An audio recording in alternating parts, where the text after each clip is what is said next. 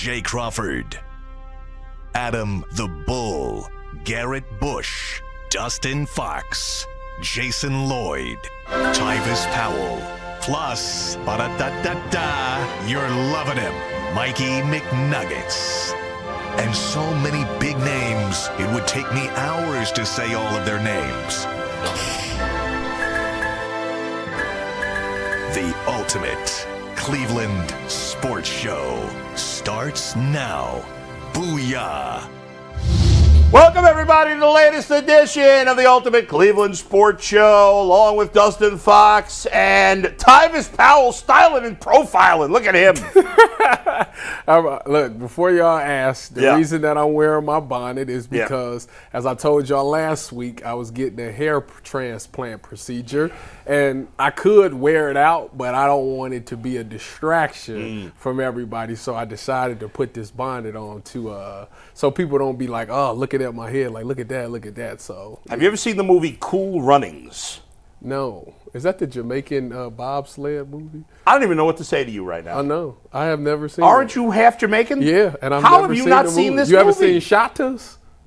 What? You ever seen Shatas? I don't know what that is. We Even. Is that a Jewish movie? No, it's a Jamaican movie. But I'm not Jamaican. So you what? are. You asking me? Have you seen Adam Sandler's 8 Crazy Nights? I have. Yes. Although he did a movie more recently about his daughter's bat mitzvah, and I stopped it halfway. It was a terrible movie. Did you Does he watch not look the like movie? He's on the cover of New Jack City. Oh, that is good. Yeah, show that up. He looks like what you do. Nino? Is that Wesley Snipes? I look like Nino Brown. Yeah. Somebody, they're- somebody in the chat down in Columbus said I look like Medea.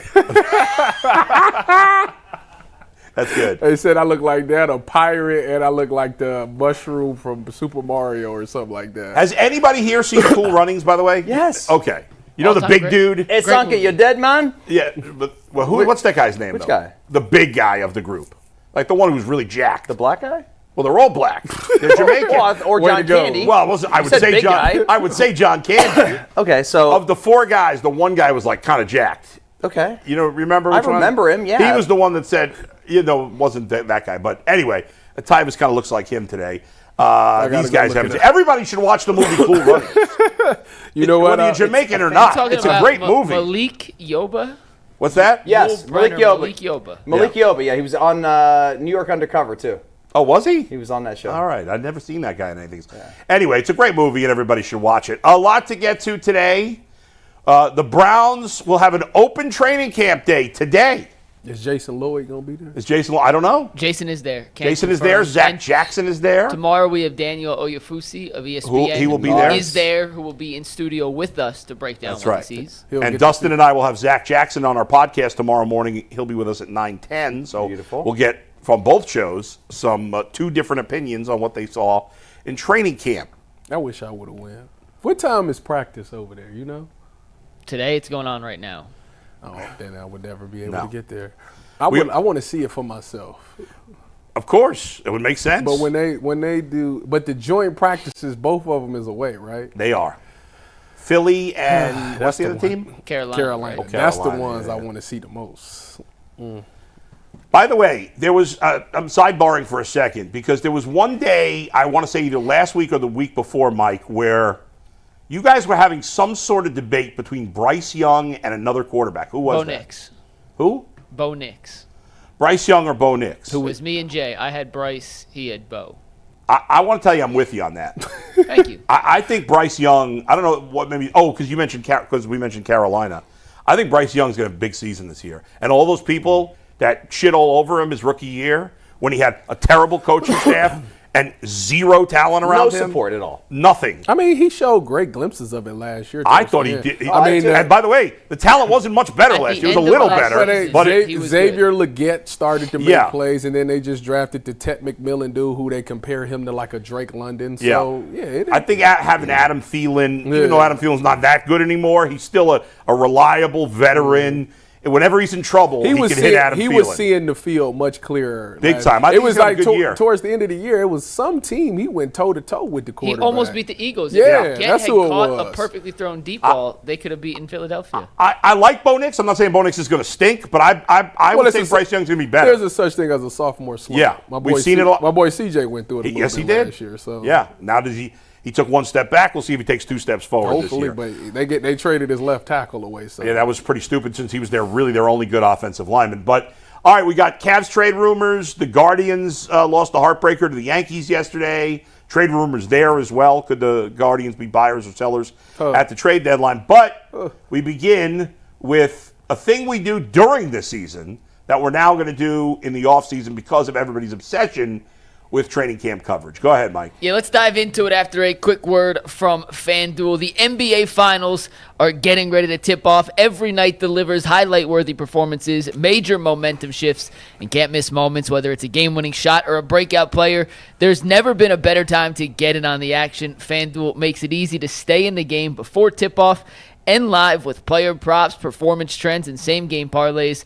Fans have more ways than ever to play smart and win big. New to FanDuel, it's the perfect time to sign up. Head to FanDuel.com/UCSS and place your first $5 bet. If it wins, you get $200 in bonus bets. Make every moment more with FanDuel, the official sports betting partner of the NBA.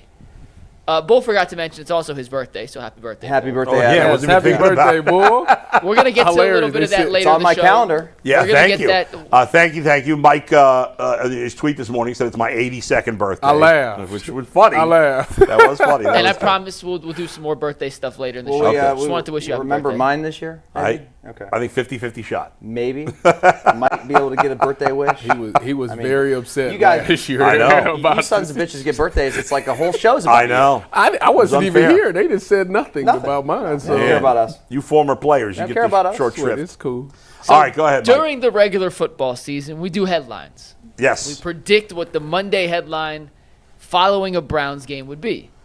And after seeing all the coverage, all the talking points, the stats, the videos, the dissection of zip or no zip from the first open media session of OTAs, I thought it'd be fun to bring it back. And let's have a little headline fun predicting the main headline for the UCSS Times tomorrow after we get to witness and hear from the players and hear from the reporters who are out there, letting us know what they saw up close and personal from Shedeur, from Dillon, from Joe, and from Kenny. So, Bull, start us off. What is your Don't show mine yet. Don't show mine headline yet. prediction for Browns' Okay. second open media session? of So, OTAs?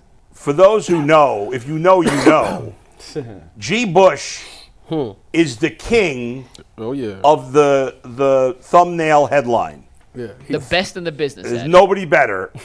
Certainly nobody better in Cleveland.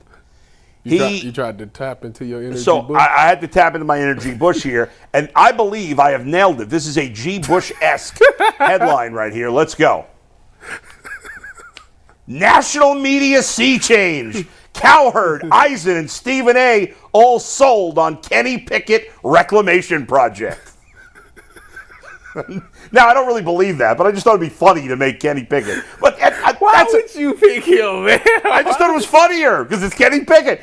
Is that a G. Bush special or what? You could see him coming up with that headline. G. Bush loves, and G. Bush, like I said, does this better than anybody. Yeah. You won't believe what Colin Cowherd said. Colin Cowherd Man, you won't changes believe tune. what Colin Cowherd said, man.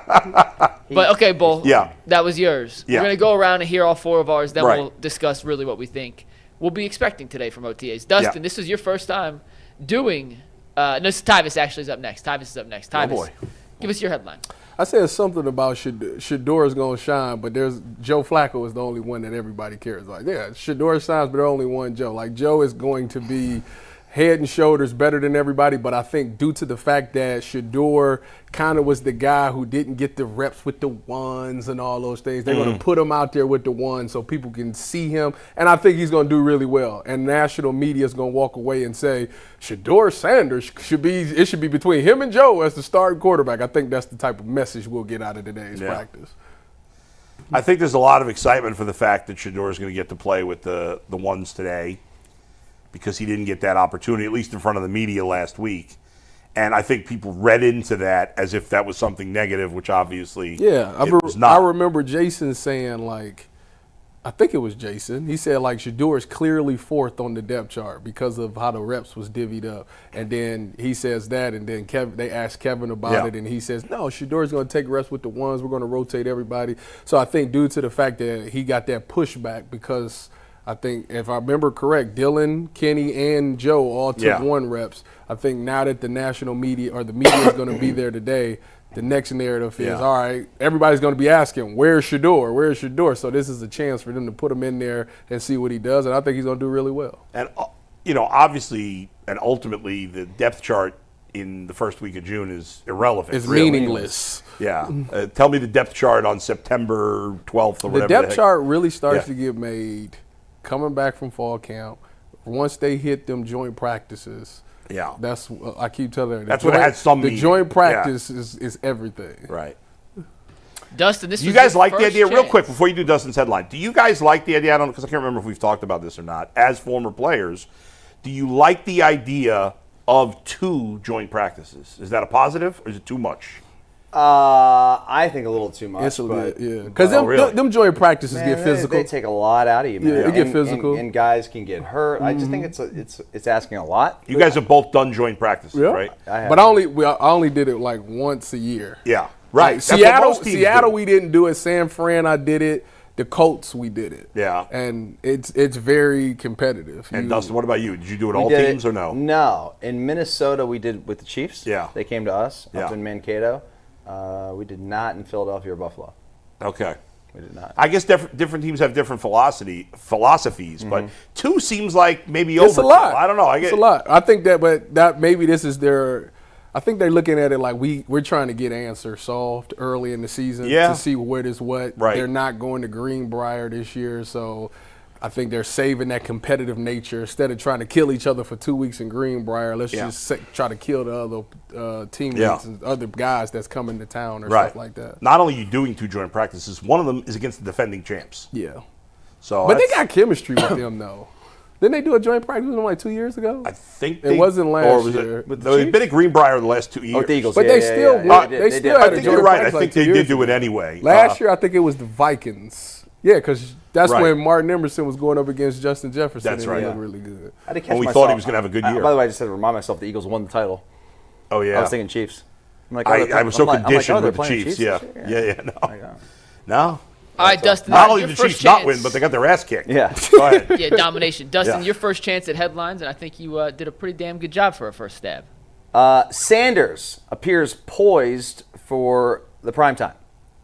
I like that. That's appropriate. That's good use of words. That's pretty good. I think, I mean, listen, he is, by all accounts, meaning people that have been there and seen him throw, thinks he looks like he's the better quarterback in terms of like just mechanics, in terms of playing the position more so than Dillon Gabriel.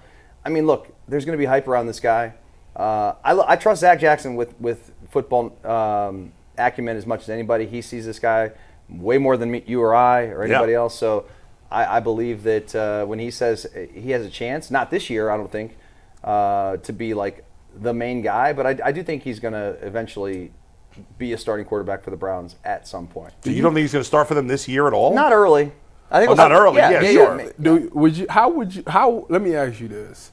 Let's say that we hear all throughout OTAs that Shedeur's really good, and then you hear training camp and joint practices, Shedeur does really well, okay? And then the season comes around. Let's say they roll Joe, Dillon, and Shedeur. Will you be upset if Dillon goes out first? What do you mean? Like if Joe gets benched and Dillon goes out before Shedeur, would you be upset by that? I mean, if Shedeur outplays him, but I'm saying like all the media says that Shedeur is doing better than Dillon Gabriel. But when the season came around and it was time to make that switch, they went with Dillon Gabriel before Shedeur. Honestly, I'm going to kind of go with what Dustin said there. I want to know what Zach Jackson says, because everybody else had it wrong last year. Yep. Zach had it right. So if Zach's telling, which he has so far, that clearly Shedeur Sanders, and again, it's so early, things could change, but that clearly Shedeur looks like the better quarterback of the two. If that continues throughout training camp, and then Flacco gets off to a bad start or he gets hurt, and they go to Gabriel at that point over Shedeur, that wouldn't make much sense. And I don't think they would do that. Why would you do that? Because he was a third-round pick. But who cares? If he was a first-round pick, maybe I could understand that. Maybe. I was just asking you a he was the question. 90-something pick. It wasn't like. So I still can't believe they drafted him ahead of Sanders. It's mind-blowing. But you wouldn't want to see him at some point this year? Who, Dillon? Yeah. Oh, I'm fine with seeing Dillon Gabriel play. I still don't understand why the Browns decided, like, once they took Dillon Gabriel, why did you take Sanders? Yeah, and if right, I'm okay with taking a couple of quarterbacks. Well, wait a minute. Weren't you one of the ones that said the Browns should take multiple quarterbacks? Yes, but you understand, Sanders was a 5th-round pick. Gabriel was 3rd. So? I mean, everyone feels like Sanders is going into this draft. They put Gabriel in a bad spot. They did. Yes, that's what I'm saying. Yes, they really did. I am an advocate of taking multiple quarterbacks. I like that they did take multiple quarterbacks. I just think it's going to add more pressure on Gabriel, on the team, the organization, no doubt, coaches to make the right thing. Because there's going to be pressure, dude. Like we've seen this especially in Cleveland. Yeah, Dillon Gabriel will get cut and go to Tampa Bay and become a star. Is he going to grow? Plus, there's additional pressure. Baker? Yeah, right. But plus, there's additional pressure. Gabriel can't hold Baker's jock, bro. Wait. Dillon Gabriel, what, 5'11", 5'10"? No, just as a player. Oh, if you're going to be an undersized player. Oh, I got you. Dude, if you're going to be an undersized player, you got to be a baller. They say that he throw actually a nice ball. Okay. That's what they say. I hope it's great. I mean, he was pretty good. He was really good in college. Where did this man finish in the Heisman race? Like 5th? Yeah, so good. He was a 3rd-round pick. Tim Tebow won a Heisman. And he was the worst quarterback I've ever seen in the NFL. He won a playoff game and was drafted in the first round. He won a playoff game. That was crazy. It was an amazing game. That was the craziest game. He threw like a screen pass that went for 90 yards or something. Darius Thomas. R.I.P. Man, go ahead, Mike. Bull, you have a headline, I have a headline that I know you'll appreciate. Maybe not everyone will appreciate, but Bull, you will appreciate this. My headline coming out of today's OTA session is QB battle brawl. Conflicting reports on QB stats lead to a media scrum on the sidelines. I'm not quite sure who's going to throw the first punch. But if ESPN Cleveland tracks something that's different than 92.3, which is different than what Jason Lloyd and Zach Jackson are tracking, I can see some punches being thrown today on the sidelines. That's funny. That is funny. That would be interesting. That is in the G. Bush vein as well. That'd be entertaining. Yeah. I can't wait to see these stats because you would imagine ESPN Cleveland probably won't be the only ones doing that. Oh, no. Everybody going to be out By the way, wouldn't that be funny if that's how they determined who was the starting quarterback if the 4 of them got in a ring and had like a wrestling match and you had to throw the other guys? Joe's the biggest by far. Right. But he's old. So if you're the other 3 guys, do you start by teaming up to get Joe Flacco out of the ring, like you see in WrestleMania or something, or Royal Rumble? Royal Rumble. Yeah. Would you do that? You tag teaming, you throwing Joe out off the, And then it's a free fall from there. Yeah, and then those 3 guys, they're all kind of the same size, I think. I do have a Kenny question. Pickett, do his miniature hands play a role in this? Is he able to grab anybody? I do have a question for the 2 former NFL players here. This is the second open media session of OTAs. Do you think it'll be copy and paste of the same stuff that you saw in the first OTAs? Are they adding anything in? Obviously, the players and the rep schemes will change with the quarterbacks being at different groups, but is it basically the same practice again, or are they going to change up what you think we'll see? No, I mean, at this point, you might see different plays because they should be further in their install, but outside of that, the format is the format. I mean, you're gonna have team run or team pass at the beginning. You're gonna go 7-on-7, or excuse me, let me start off. You're gonna go individual. Then you're gonna go team run or team pass. Then you're gonna do 7-on-7. Then you're gonna do either team run or team pass, which you didn't do. You'll throw special teams. There's some special teams in there, and then you're gonna finish with team 11-on-11 drill, something like that. Either first and second down, third down, red zone, one of those things. Yep. Well said. Every practice is basically the same format, and then in between all that stuff, different plays, different maybe situations that you would put the guys in. Could be maybe you're doing a 3rd and 7 drill, or a 3rd and short drill, or a red zone drill, or inside the 10-yard, like whatever it may be. Yeah. That's going to change from day to day because you're going to work on certain things. Yep. You may be working on blitz packages one day. Now you're not in full pads right now, so you're not doing a ton of contact drills right now. But yeah, I mean, I don't expect to see anything different on the field. I don't. I mean, there's nothing much more to practice than what I just laid especially out. this time of year. And if there's vanilla. no pads on either, so it's not like they're going goal line or anything Right. like that. Like that'd be kind of pointless. So yeah. You talked about pressure before. Yep. You know, there's inherent pressure when you're a rookie. Being a Browns quarterback is pressure because almost every Browns quarterback has failed. But there's another level of pressure for the Browns and these players is that the Browns could be in a position to draft a quarterback again next year, and they are going to have to, on some level, make decisions about Shedeur Sanders and Dillon Gabriel this year by next year's draft. And maybe they don't even play. Or maybe they only play 3 games or 4 games, or maybe one of them plays. I don't know. That's not a big enough sample size. Well, but you're going to have to. But here's the thing. Like, let's say the Browns end up with the 5th and the 10th pick in next year's draft. And there's 2 really good quarterbacks, and the team that finishes second doesn't need a quarterback, and you have a chance to trade up. And you believe there's 2 elite quarterbacks. Do you do it no matter what? Or what if one of these guys has shown you he could be really good, but you're not sure? What do you do? That's why you use this season to find that out. Right, but let's say we talked about this a little bit yesterday.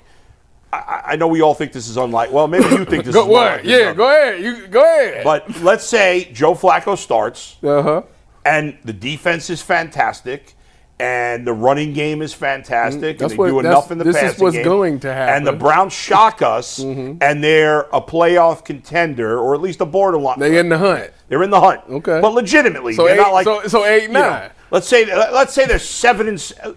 Well, we'd have to make a decision earlier than that. Okay. Let's say they're 5-3 to start the season, and Joe Flacco's playing great and he's healthy. Roll it. Do you I'm rolling it. even knowing that realistically you're not winning a Super Bowl with Joe Flacco? Roll it. What do you do? You say roll it. What do you say? You roll it. Is that You because owe it to the other 53 players? guys. Yeah.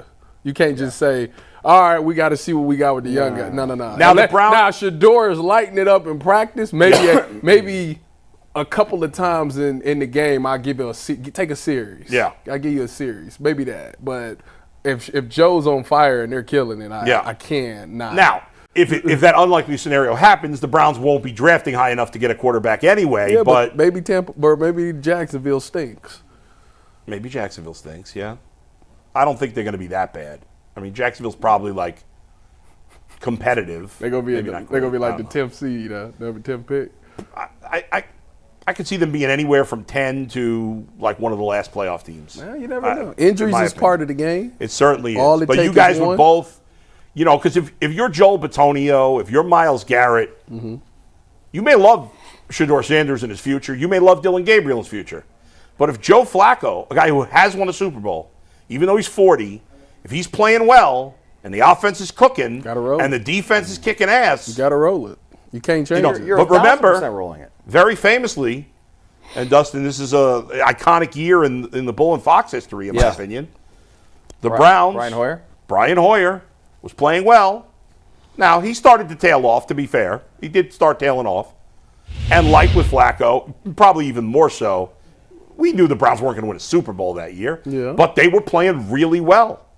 And I remember after that night game against the Bengals, they won, and I declared Sanders. Browns. Deion said they should pay Hoyer. You thought they should pay Hoyer. It was a whole conversation. I declared the Browns are going to the playoffs. They pulled the Jameis Winston. They got him right the hell out of there. No, I'm saying after one game, they was paid a man. Oh, yeah. Well, that was more than one game because he had played well for half a season.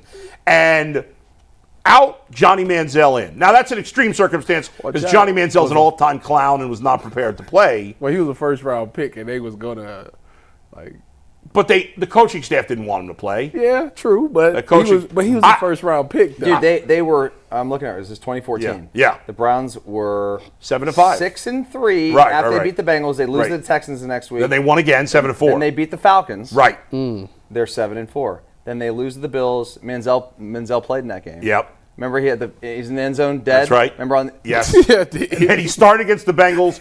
Worst Maybe start ever. one of the worst quarterback performances we've ever seen. They lost got boat raced. 30-0. And the Bengals They got wanted blanked. to humiliate Johnny Manziel. and teams wanted to humiliate him. But They whatever. lost to the Panthers, then Yeah. the Ravens. So they lost after the Falcons. They lost 1, 2, 3, 4, 5 in a row 5 in a row because they went to Manziel. because they went to Manziel. Now, Wait, would they Manziel have- played the rest of the season? Yes. Did he get hurt again? He may have got hurt. I can't forget. remember. After that I think Bengals he game, felt- it was I sort of. You knew the season was over. Yeah. It went from the playoffs to season's over. I've never Finished. been. I was at the game in person. Yeah. I've never watched a player be like just overmatched at any sport in my life. It was like seeing. I felt bad for him. That was like a. That's what you should have thought. That was like when one That's of how the much elite. tape he watched. 0. That's like when one of the elite high school football programs in Ohio plays, some school that you know has Division no 6, chance. whatever. That's what it looked like. It's like IMG playing Bishop Gorman. Bishop Gorman. No, yeah. it was like IMG playing Bishop Sycamore. Or no, Oh, that's Bishop Sycamore. Yeah. I said Bishop the wrong- Sycamore. Bishop That's what I was Sycamore. thinking you were saying too. That's what I thought I Right. said. That's what it was like. But anyway, so you never know. But you Bishop guys would Gorman's stick good. with him. I would in that scenario too. Again, it's not an overly likely scenario, but if it does happen, then we may not find out about either guy. We'll see. One other thing on the Browns that you guys can use your personal experience for, and we'll get to that next after this from Mike. Yeah, we're going to get to a topic that I don't think we could do without Tyvis and Dustin on the show. But first, a quick word from Buckeye State Credit Union. If you haven't heard of them, meet your new favorite financial partner. Buckeye State Credit Union is a local institution offering everything from checking accounts to home equity lines of credit and auto loans with some of the lowest rates in Northeast Ohio. Their Cleveland branch is in Shaker Heights, which is one of 5 locations across the state, making it easy to find one near you. Can't get to a branch? No problem. We make banking simple through digital banking. What sets them apart? Well, they make banking convenient and personal. At Buckeye, their focus is you. Their core values: connect, simplify, and adapt, guide everything they do. They bring people together, cut through the clutter, and are innovative. To learn more, visit buckeyecu.org. Buckeye State Credit Union, your money simplified. So, guys, this was announced yesterday, but the Browns made some pretty sweeping changes to their training staff for the upcoming season. According to Cleveland, who put out a press release, they have 6 new hires. The Browns, okay. The Browns put out a press release, correct. Yeah. They have hired 6 new people to the training staff. They promoted 3 people from the previous staff to higher positions, and they let 3 employees go. Those employees had worked with the Browns for 20 years, 16 years, and 12 years. So getting rid of some of the guys who had been there for a while, bringing some new blood into the training staff. They worked with the university hospital system to make sure the guys they brought in, the guys and girls, I should clarify, they brought in, were right for what they were looking to do. And this comes after the Browns ranked in the top 10 last season in total games missed due to injury with 248. They were what? They were most? Top 10. Top 10. With 248 All right, I was going to ask you for games. context there. Yeah. So top 10. I think the official number was 8. I'll confirm for you. My memory, I believe, serves correct. But number 8, it was either 6 or 8. One of those. It seems like, and I could be wrong, I probably shouldn't say this, but I'll say it anyway. It seems like that the Browns have been near the top in terms of injuries in recent seasons. Now, is the training staff to blame? Probably not. But Well, I mean, It's part of it. it's there's part going to of it. be a scapegoat, you Yeah. know, at some point. And like I remember back in the day with the Browns, they remember the soft tissue injuries. The Yeah. Browns like led the league in Yeah. soft tissue injuries, and so they were trying to figure out like whatever. And yeah, it's easy to point the finger at the training room because those Yeah. guys are the ones that basically control if the players are on the field or off the field, Right. all those things. I don't know. I mean, I think it's certainly not a bad idea to change things up. Yeah. They fired 3 senior members of the staff. So obviously they think that They're is a changing part the of this. philosophy with Yeah. the way that they handled their training staff, Right, and that's fine. Do you think the players wanted this? Like some of the players were looking for a change in the staff? Or is that something that players would not be really involved with? Players like Myles Garrett might be involved in it. Right, yeah, sure. The star players, that are yeah. Denzel Wards, the star players Right. on the team may have a Yeah. say. Or they may at least ask them, what do you think about how they've been managing the Right. injuries in Right, the right. training room. So but the most part, no. I mean, the players, the young guys, they have no say in who the trainers are. No, I can tell you that when I was in San Fran in 2017 and 2018, I want to say those back-to-back years, I think we led the league in IR players. And they ended up making the switch the year after that because they felt like the training just was the reason why guys couldn't stay on the field. And it was a lot. Did you feel that way as a player? I didn't. I Yeah. felt like one, I took care of my body, and I Yeah. thought they did a really good job of bringing in yoga people. You know, had the cryotherapy, ice tubs, and all those things. Yeah. And I thought I did a great event, which is why I never really was hurt like that. So I didn't feel that way, but it was just a lot of ACLs and Yeah. stuff like that was being torn, and a lot But of how people, would that be? How would torn ACLs be the trainer's fault? for some odd reason, that's the way that they look at it. Yeah. And I think in 2019, I think that they weren't as hurt as much. All right. So I guess the change kind of worked for them. Yeah. They got to have. I mean, there's a balance to having a certain strength in your quads and your hamstrings. That a balance. It can't be just that can be off, where you can be more susceptible to tearing an ACL or having a knee injury. You can't just be in there just lifting weights. Like you got to do like you stretching. It's- You got to they do call it- like they used to call it prehab, Yeah, right? So yes. you would be proactive. You got to do with resistant making sure that bands your and body's all of ready to those go, yeah. things. And some people just kind of skip those things. And if you're with a strength staff and they're not using like resistance bands and doing foam rolling and things like that, it could all add up and it could lead to you getting injured. Is the relationship between a player and the trainer, or a player and like the strength and conditioning coach, is it like a player or coach relationship, or is it more like a friendly relationship? It's more like a friendly. friend More type friendly, relationship. way more friendly. With the trainer also? Yeah. And It's such a Yeah. laid You never back know if you vibe. can trust the trainer, though. True. But it's such a laid back vibe with them. Like you can go in there, you can talk about whatever, Yeah. and stuff like that. So Right. yeah, it's and the same with the strength guy. Yeah, Is that they're yeah. the same level, kind of, or no? Yeah. I'd say the training staff is more loose than the strength staff, but they're Okay. all So the strength staff's kind of getting on you a more. little bit, yeah, a little bit. Much not that different much. dynamic, though. by the way, in the pros than in college. Yeah, college is College. like in the NFL. It's like I'm gonna tell you what to do. You should do it. Yeah, but I'm not going to stay on you. Right. Where in college, they're on you. You They're know- making sure you're doing Yeah, it. at the end of the day, they look at you like you know what you need to do at this Right. point to be ready for the game. Yeah, you're an adult, you're a pro. Yeah. Like, take care of your business. You Like want to have, in college with Coach Mick, it's like this is the weight that you gonna lift. In the NFL, I want you to do this, but you can pick your own weight. That type of thing. you didn't have Coach Mick, right? He's Urban's guy. Right. Yeah, who you have? You had Lichter? Coach Johnson. Oh, that was Way before Lichter, yeah. By the way, is Jim Tressel going to run for governor? You got an inside sight on this? My intel tells me that there's a good chance. You gonna vote for him? He's probably going to win if he. yeah. He's I would probably too. going to win. If he runs. I don't would care what too. political party. I would I'd vote for a Democrat. It's Trussell. Just so you guys know, the positions that they have replaced and changed, and I'm curious if any of these stand out Yeah. as more important than the others, but the head athletic trainer, so top of the department, Yeah. new face. Director of Performance Nutrition, new face. Health and Performance Operations Coordinator, that was a promotion from within. Director of Health and Performance Innovation, Manager of Recovery Services, a couple of performance therapists, and an assistant of performance nutrition. I bet you a lot of these jobs didn't even exist when you were playing. And it's not been that long since you've been playing. No.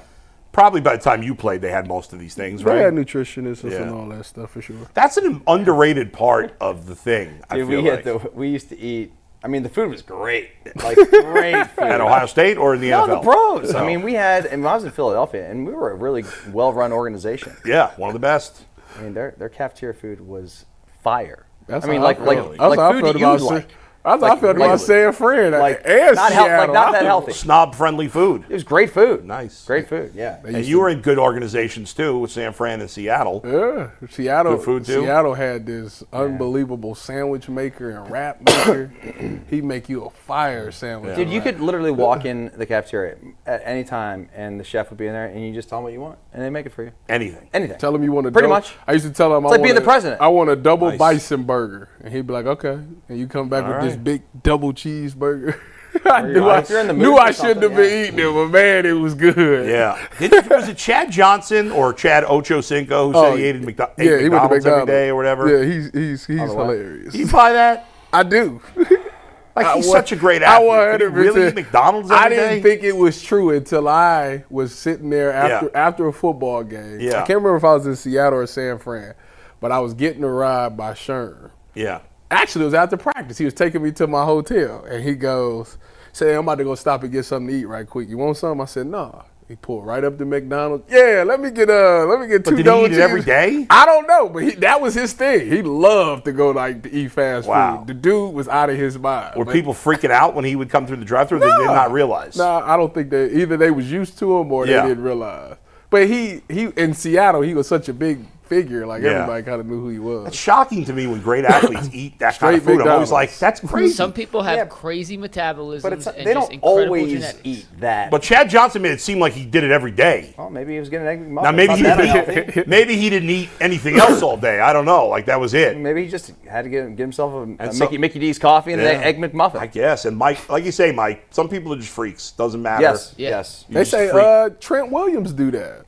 Trent Williams, But the at least left he's an tackle. offensive lineman. You know, that's a little different. He said he said that he don't really like to stretch and all that stuff because he said it like break your muscles down. He said I like my stuff to be condensed. Yeah. And then he said if I'm eating, like I'm going to McDonald's. I mean, just was like, who's going to tell Trent Williams he can't do that?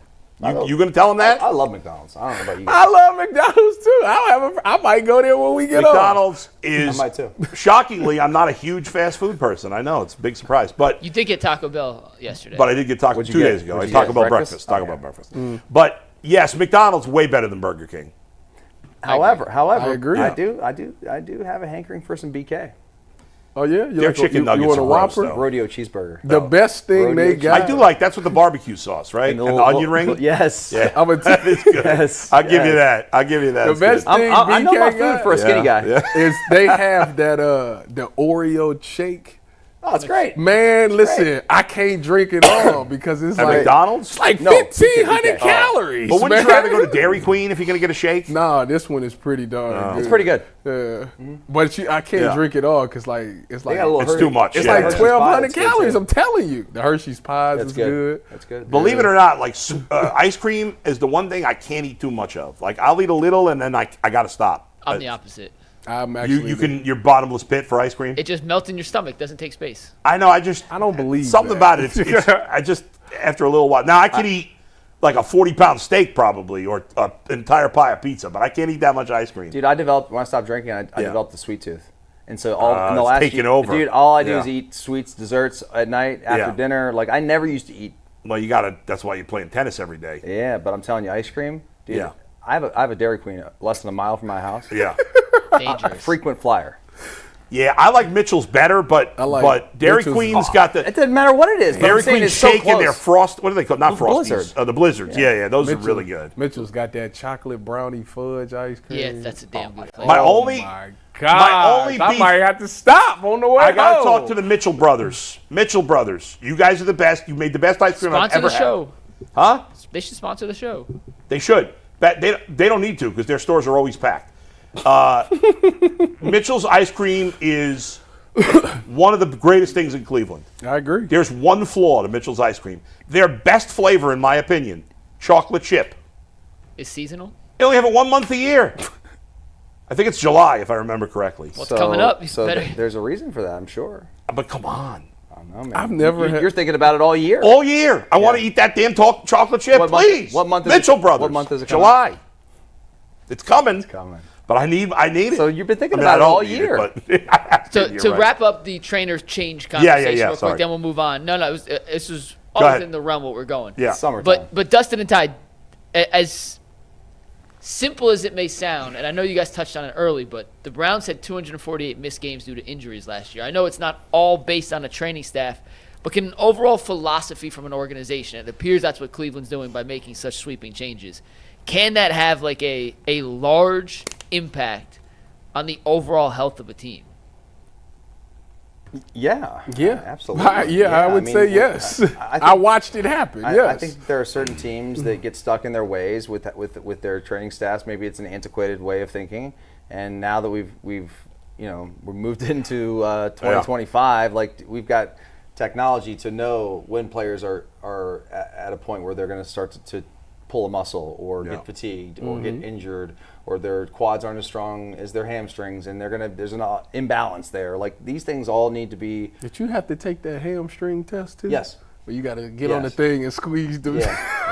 Yeah. And to your point though, Dustin, Mike said that the guys that got fired, they were 20 years with the team, right? The 20 was the longest tenure. Okay. 2016 and Now, 12. I don't know, but I'm guessing the new people that have taken over are younger, is my guess. I could certainly be wrong. Younger people in any industry, generally, not that there aren't some old people that are willing to, but generally younger people are more willing to use technology and different things. Here's the other thing that I think is important. And in the NFL, you don't really see this happen that often, but I do think the coaching staff, the head coach specifically, really needs to have a relationship with the training staff. Yeah. Like a trustworthy relationship. And if you're a team like the Browns that have had 18 coaches in the last decade and you have the same training staff, okay, well, there is one variable we haven't changed, and that is the way of thinking with how you manage your players in terms of their bodies and all of that. So does Stefanski, did he trust the guy that's been here 20 years? Maybe not. I don't know. Yeah. But Stefanski's here, and I hope that he had a say in who these guys are that got hired. I better have. You know? It'd be stupid if he didn't. All right, we'll leave that there, Mike. What do we got next? We're going to talk about some historical precedents in terms of NBA trades and how it may impact the Cavs. But before we do that, Bull, tell us about Menu RX. So if you're thinking about losing weight, if you want to just get in better shape, maybe you're thin but you're not as strong as you'd like to be, or if you just want to know what foods are better fuel for your body, go to menu-rx.com. Why? Because, okay, you could watch a video on Instagram, or you could go to some big box diet store, or you could do some maybe, stuff at home, I don't know. But you're not working with professionals. You're not working with somebody one-on-one. At Menu RX, you're dealing with doctors, dietitians, scientists, people that study these things, and they test your metabolism, essentially. They do metabolic tests and they will be able to figure out what foods work best with your body. There's no one-size-fits-all when it comes to being in shape and losing weight. So go to menu-rx.com today. Make sure you tell them Adam the Bull sent you. And if you sign up right now, you'll get a full year of the Ultimate Cleveland Sports Show's Overtime, a membership. And you get that content. It's a $60 value, absolutely free. So go for a consultation today, menu-rx.com. That's menu-rx.com. Thanks for that, Bull. All right, guys, so we have discussed at length Cavs trade options. What should they do? Should they trade Darius for pieces? Can they turn Jared Allen into pieces? So we have a 3-part series coming up today, tomorrow, and Friday.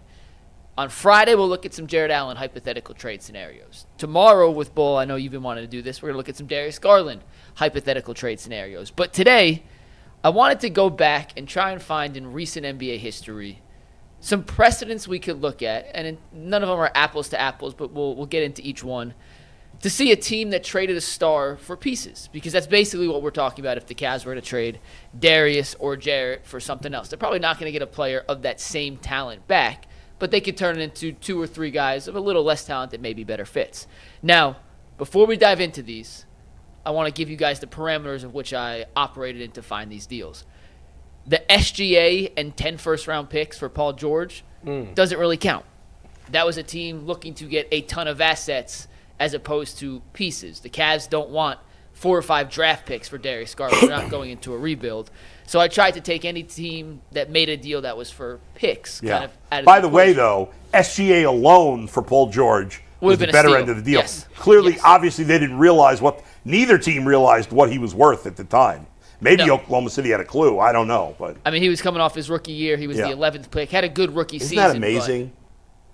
That they traded. They got 10. Did they really get 10 draft picks? I think it was 7 first-round They picks in got SGA. fleeced. They got 7 first-round picks. The Clippers and got- the MVP. They got fleeced. For Paul George is a very good player, but he's older. Now, What a in disaster. LA's defense, and there's really no defending this trade in hindsight, but Yeah. they don't get Kawhi Leonard unless they make that trade for Paul George too. So it was those two. And what good did that do didn't for pan them? out. Exactly, Yeah. didn't pan out. So Go ahead. I took out deals that were involving mostly picks. I tried Yeah. to find deals in the last 20 years that a star was traded for pieces. And we'll look at how those teams were before the trade, how they were after the trade. And the last thing I want to mention is precedent and history did not deal with the second apron and the cap constraints that now teams have to deal with when they're putting together these rosters. So I'm also guessing some of these, maybe all of these, but some of these trades are going to involve players that force their way out of someplace. Yep, and we're going to mention so you're not going to get as much in those situations. Exactly, and we're going to mention as we go through each one of these kind of what happens. But in no particular order, these are some of the trades I found, and I'm curious if after seeing the track record of history, if it changes your opinion on what you think the Cavs should do one way or another. The first trade let's take a look at is when the Pelicans traded Chris Paul to the Clippers. In exchange for Chris Paul, the Pelicans got Al-Farouq Aminu, Chris Kaman, Eric Gordon, and a first-round pick. The Pelicans had been a Western Conference Finals team, not the year before, 2 or 3 years before. They were a playoff team, but there were rumblings that Chris Paul was not going to sign long-term. Eventually, they traded him to the Lakers for that plethora of players and one first-round pick. After that, the Pelicans did absolutely nothing. Okay. Chris Kaman was actually a really good player. Eric Gordon was a knockdown shooter. I wouldn't have made that trade, though. Yeah, I mean, that trade's so long ago, it hardly really. I'm just giving you. It's 20 years. We got 13 examples. Right. So I'm just trying to show you different. So that trade did not work out for the Pelicans. What did it do for the Clippers? It started Lob City, which never led to the heights that they had hoped, but they certainly got better. What year did Donald Sterling get pushed out with the Clippers? Do you guys remember? Were we on the air? I feel like we were. Can you or look was that it before? I don't know. I think it was around 2015. Yeah, 2015. Or 2014 was the agree to be sold. Yeah, I remember because I watched that show Clip. Did anybody else watch that on FX? I have not watched it yet. Dude, you guys should watch that. You did you keep see talking about it. I have not watched it. No. For those who don't know, Mike, did you watch it? Was that the one where it was recent, right? Yeah. Yeah, no. I heard it was terrible. You're a basketball fan. How are you not watching this? So it was on FX. You could watch it on Hulu. Ed, what's his name? The guy who played Al Bundy. Ed O'Neill. Yes. Plays Donald Sterling. Lawrence Fishburne plays who was the coach? Doc Rivers. Doc Rivers, right. Anyway, I don't know if anybody famous played any of the players, but I remember the Chris Paul character with the Lakers. And anyway, it's a really good movie. I would check show. Sorry, really good show. I thought it was really well done. But I just thought of it because of the Chris Paul connection. But if you're a basketball fan, you should watch it.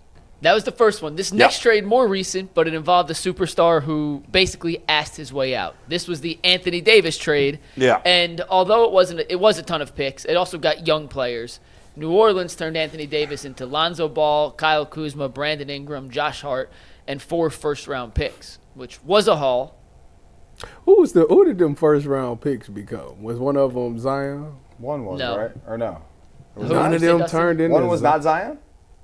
I think New Orleans was bad enough that they got Zion on their own. Okay. But that's a lot of talent that they got in that trade. It's a hell of a and trade. they all terrible. They all don't equal Anthony Davis. They're not terrible, but they don't equal Anthony Davis, in my personal opinion. They don't? It's a haul.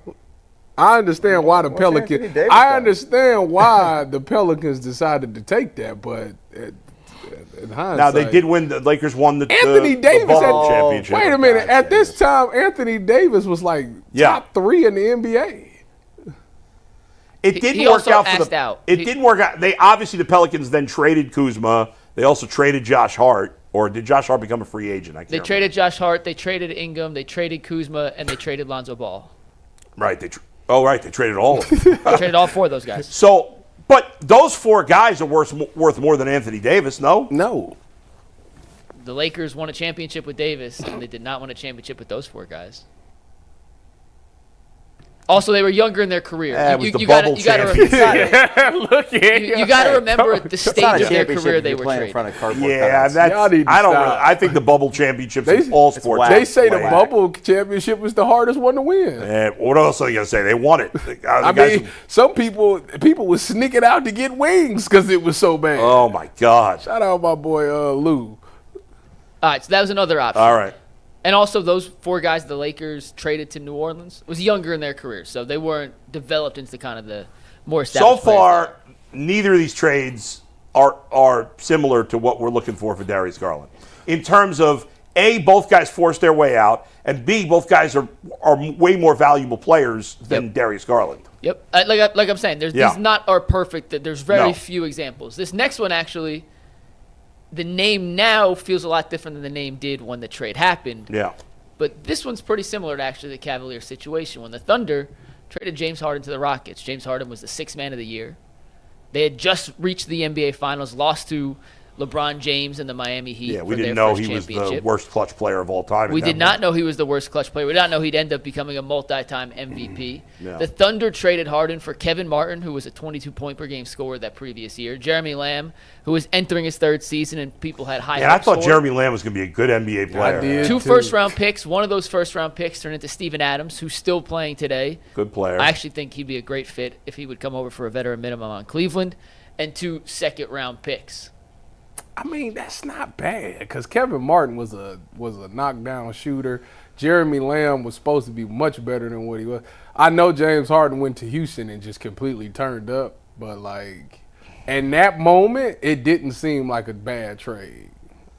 Yeah, but you didn't know. Like Harden was the third guy on that team. He was the sixth man. He was coming off the bench. Yeah. They should have never broke that team up, man. It bothers me, man. That they had Russ, Kevin, James, Serge. They should have never broke them up. They didn't want to pay the tax. They that is shoulda part of the never broke reason, by them the way, up, they man. traded him. They didn't want to pay. Yeah. All right, next one. So that one, real quick, pull that one back up, Steve. But that one is at least in a similar light of a team that had success. Harden at that point was not a mega star of the likes of Chris Paul, Anthony Davis, and traded him for pieces that never ended up equaling the James Harden caliber player who was in OKC. All right, Steve, let's go to the next one here. Next one was the Kawhi Leonard from San Antonio to the Raptors. Now, Kawhi wanted out. He wanted out. That is a very important piece of this information. Yeah. But the Spurs got DeMar DeRozan, Jakob Poeltl, who is now back in Toronto, ironically, and a first-round pick in exchange for Kawhi Leonard and Danny Green. The Raptors won a championship with Kawhi. Kawhi was also entering the final year of his contract, which lowered his value a bit. But the Spurs, when they made that deal, dropped from being a perennial Western Conference contender into a middling playoff team and started to rebuild.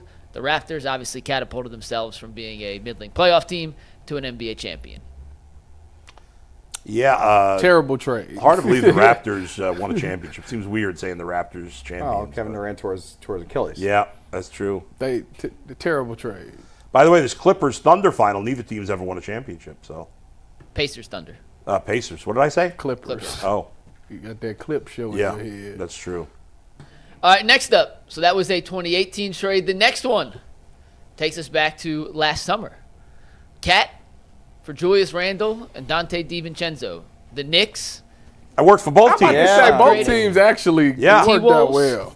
made the Western Conference Finals and then reached the Western Conference Finals again. Technically, they won more games in the Western Conference Finals last year, if you want to be super specific, but this was a deal that kind of worked out for both sides. Yeah. Oh my gosh. After all that. SEC. Now, Cat is a higher level player than Darius Garland.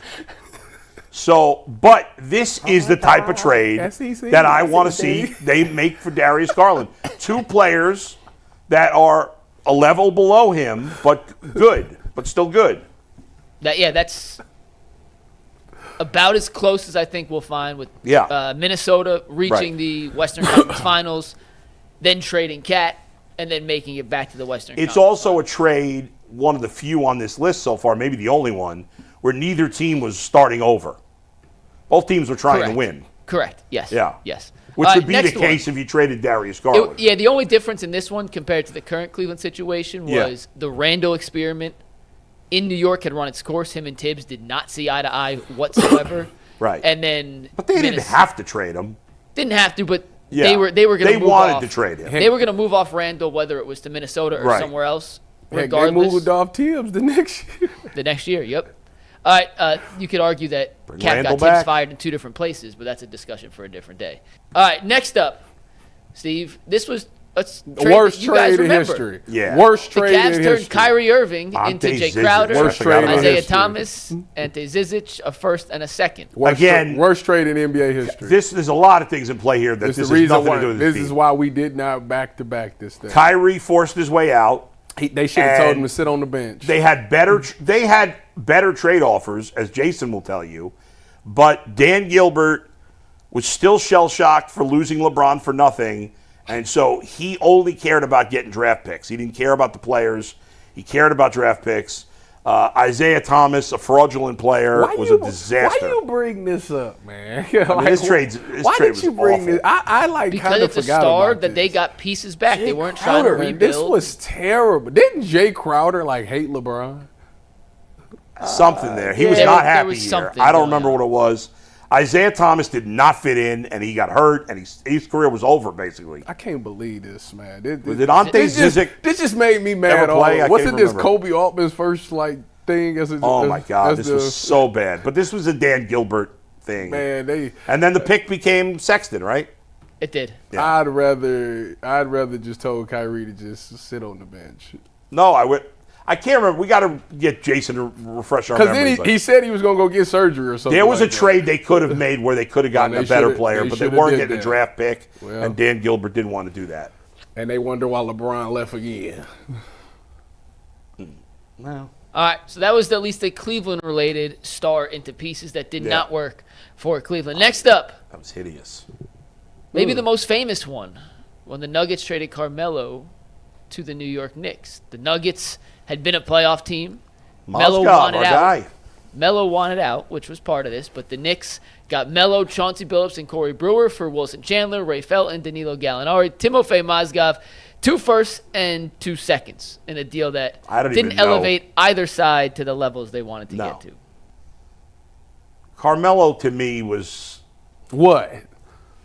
Carmelo to me, and I Tread even though light. I'll say this about You Carmelo. better tread lightly. Syracuse and Georgetown, when I was a kid, the 2 schools I hated the most was Syracuse and Georgetown because they were St. John's rivals. So I hated them. They were good. So they were good. St. John's was good at the time Yeah, too, yeah. but Syracuse was consistently good for a long time. So was Georgetown for a while. So I hated Syracuse, but when I was working in Utica, which is not even an hour from Syracuse, Carmelo was there, and he was a huge story, and he was fun to cover because he was amazing in college. One of the most For 1 dominant. year. Yeah, for that 1 year, he was. Didn't they win the They won the championship? national championship. He was the most dominant college player that I had seen in forever. But I believe that Carmelo Anthony is one of the first guys in the last 25 years that is immensely talented but not a winning player. Like, he's not a guy you bring in to win. James Harden is that kind of player. What do you mean? The Ball brothers. Brad said that's why the Cavs could. All they would Brad have was to do, obsessed with all Carmelo they had Anthony. to do was bring in Melo, and they would Melo, have won where it did all. Melo win? When did he do any winning? He did. Olympics. College and Olympics. Yeah. He got High like school. Don't he got like 4 gold Oak medals Hill? or something like that? Yeah, he's one of the Olympic goats. I mean, give me a break. Don't do that. You know how hard it is to win the Olympics. No, it's not hard when all the best players are Americans. Had dinner with his high school coach last year. Oh, yeah? Yeah, at Oak Hill. Well, They- why? it was so- You were doing the game? No, a buddy of mine's friends with the coach. Oh, that's Wait a Steve minute, Smith? Bull. Yeah. It was so He's a good hard dude. for Yeah, them he's to a great win guy. it I know Coach Smith a that little they bit. had to get Kobe Bryant to come be on the Olympic team to help them win. It's Tyvis. called the the redemption team, redeem team. What they call Team it? team. So there you All right. go. So it's not easy, is what I'm saying. It's completely easy. Americans have the best players. We have the best players. What are you talking no, we about? not currently. Are you out of your mind? Our best players in the NBA, like the top 3 of them, are not from here. What are That's you talking correct. about? So what are you talking about? But what are the other good players from those countries that those guys play for? That's irrelevant. They may Canada, have the Serbia, best. They're all and from Greece. different countries, those guys. None of them are from the same Hold on, country. you're saying that America has the best basketball players? As a team, top to bottom. Not, Oh, okay. not like, yes, the 3 best Okay, players in the see, NBA are say foreign that, players. say that. But, well, of course that's what I meant. As a team, America's got more great players. These other countries, they have the best player. Who did the U.S. have to beat in the championship in the Olympics this year for it all? It'd be France. France. Who did Right. Who did how many NBA players did France have? Victor Like 8 or Wembanyama was 9. on that team. Almost their whole But how many roster. legitimate players? Like not bench guys. Like a half dozen. Yeah, I think like 5 or 6. Who? Who was it besides Wembanyama? Wemby, Gobert, Nick Batum, their point guard. Batum, isn't he retired? No, he played for the he's Clippers. playing in the Clippers in the playoffs. Batum's still playing? Yeah. Wow, go ahead. Who else? Yabasheli. Oh, yeah, you're making that name up, Yabu Yabu. No, I actually wanted the Cavs to sign him. I'm dead serious. Evan Fournier, Frank Ntilikina, I mean, come on, Mike. Bilal Coulibaly was a lottery Dude, pick 2 years we ago. had Jason Tatum, couldn't even get minutes. I'm with you. Team USA is the best Give me roster. a break. Tyrese Halliburton. They didn't had get no one. minutes. What? How many top 50 players did they have? Two. Two. How many top 50 players did the U.S. team have? Probably 8 or 9. Only 8 or 9? Maybe 10, 11, 12. The fact I mean, come on. The fact of the matter is, Yeah. is the best player in the NBA is not a U.S. citizen. Well, That not a is US correct. citizen, not from the United States. Well, we don't know. Are they? Is he? I don't think he's. I don't a think US he's a citizen. citizen. No. He's Serbian. Who? Jokic. Jokic ain't a, Serbian. he not. He, Why would he become an American citizen? why not? Don't you got to be here for a certain amount of time and then Well, he you hasn't can been get here your that long. citizenship? All right, let's get to the rest of the trades. We could argue over international rights all we want. The next deal is recent, 2023, Bull, Yeah. involving a player on the New York Knicks when the Knicks traded R.J. Barrett and Emmanuel Quickley and a second-round pick for OG Anunoby. This is another deal a la the Cat deal where the team trading the better player got 2 players back that may be equal in one part, but are certainly not the same caliber Yeah. of player. What has R.J. Barrett done anything? Is he a good player? I don't even know. He's okay. He's straight. He's okay. He's He on was Team supposed Canada. to be really good He'd coming out be of getting Knicks hurt. fans were upset that they traded him. I They remember were, that. and they're not that upset anymore. He's been just okay in Toronto. Yeah, that hasn't worked out. All right, next one. We got a couple more here. The problem again, here's another problem why this one's not a good comparison. Because it seems on the surface, Mike, to be a good comparison, right? It's not that bad of a trade, to be honest. This trade seems It's like a not good that bad. comparison. Here's The Raptors aren't in the same. The Knicks and the Raptors aren't in the same spot as the Cavs. That's right. Yeah, they said none of these are perfect. know, I'm just giving you. If R.J. Barrett and Emmanuel Quickley joined this Cavs team, maybe they'd be like more valuable players. I don't know. Wait but till you see a deal that we get to tomorrow because Okay. those names may come back up. I'm just saying. All right, next one. Let's go to 2004, the oldest deal. They shouldn't when the have did Lakers this. traded Shaq to the Heat They should have for did it. Lamar Odom, Karan Butler, Brian Grant, a first and a second. Unless you got Michael Jordan, Kobe Bryant, or like this is Hakeem Olajuwon or something Yeah. like that, the trade's not this worth was completely irrelevant. It's not worth it. because Shaq is an all-time great. That's what Sadly, Shaq could have been even better if he cared and more, but he doesn't care enough. He rips all these players, yet he didn't care enough to be even better. It's sad. What did he need to I do? love Shaq. What did he need to do? He should have shot underhanded free throws. You worried about the free throws? Like, really? Would he have been a better player if he shot underhanded free throws? No. You don't think he would have been better? No, Granny he style. probably would have missed them too. No, he would not have. No. Rick No way. Barry told us Yes. that he can make anybody an 80% free throw shooter shooting underhand. I agree with And he that. would never even give it a try. So as great So as you Shaq mad was. at Shaq because he couldn't make free throws? Yes, because Well, it hurt his You gotta team. be it kidding hurt his me. team. You gotta be kidding me. You mad at Shaq because he couldn't make a free Tyvis, throw? He just said the guy's an all-time great player. I love Shaquille O'Neal. I actually support you on this. and I Shocking. But Bull if- and Fox always if, together. We no, don't we're always not. agree. We've argued many times over the years. But if I were as talented as Shaquille O'Neal, I would have done anything to make my game better. And the only flaw in his Is game Shaq was not- his free throw shooting. Is Shaq not one of the most dominant players? Of ever played course the he game? is. What more you need? I want him to make his free throws. Bull. Like it's Was that not a flaw in his game? Yes. So could he? Do you think he could have been better? Nope. I think he was too strong.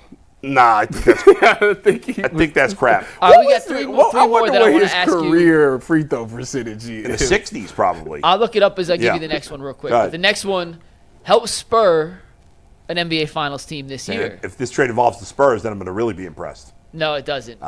It involves the Pacers and the Thunder. When the Pacers Okay. traded Paul George to the Thunder for Oladipo and Sabonis, the Pacers then turned Sabonis into Halliburton which has led them now to the finals. Oh, my God, yeah. These were younger version. This was rookie Sabonis. Yeah. Oladipo was an All-NBA player beforehand. Remember, but obviously that didn't Oladipo pan. had that They one shouldn't have year did that. where he was amazing. 2 years he was It was 2 very, very years? good, and then Wasn't it with the He just Pacers? fell off a cliff, yeah. one was with the Pacers, yes.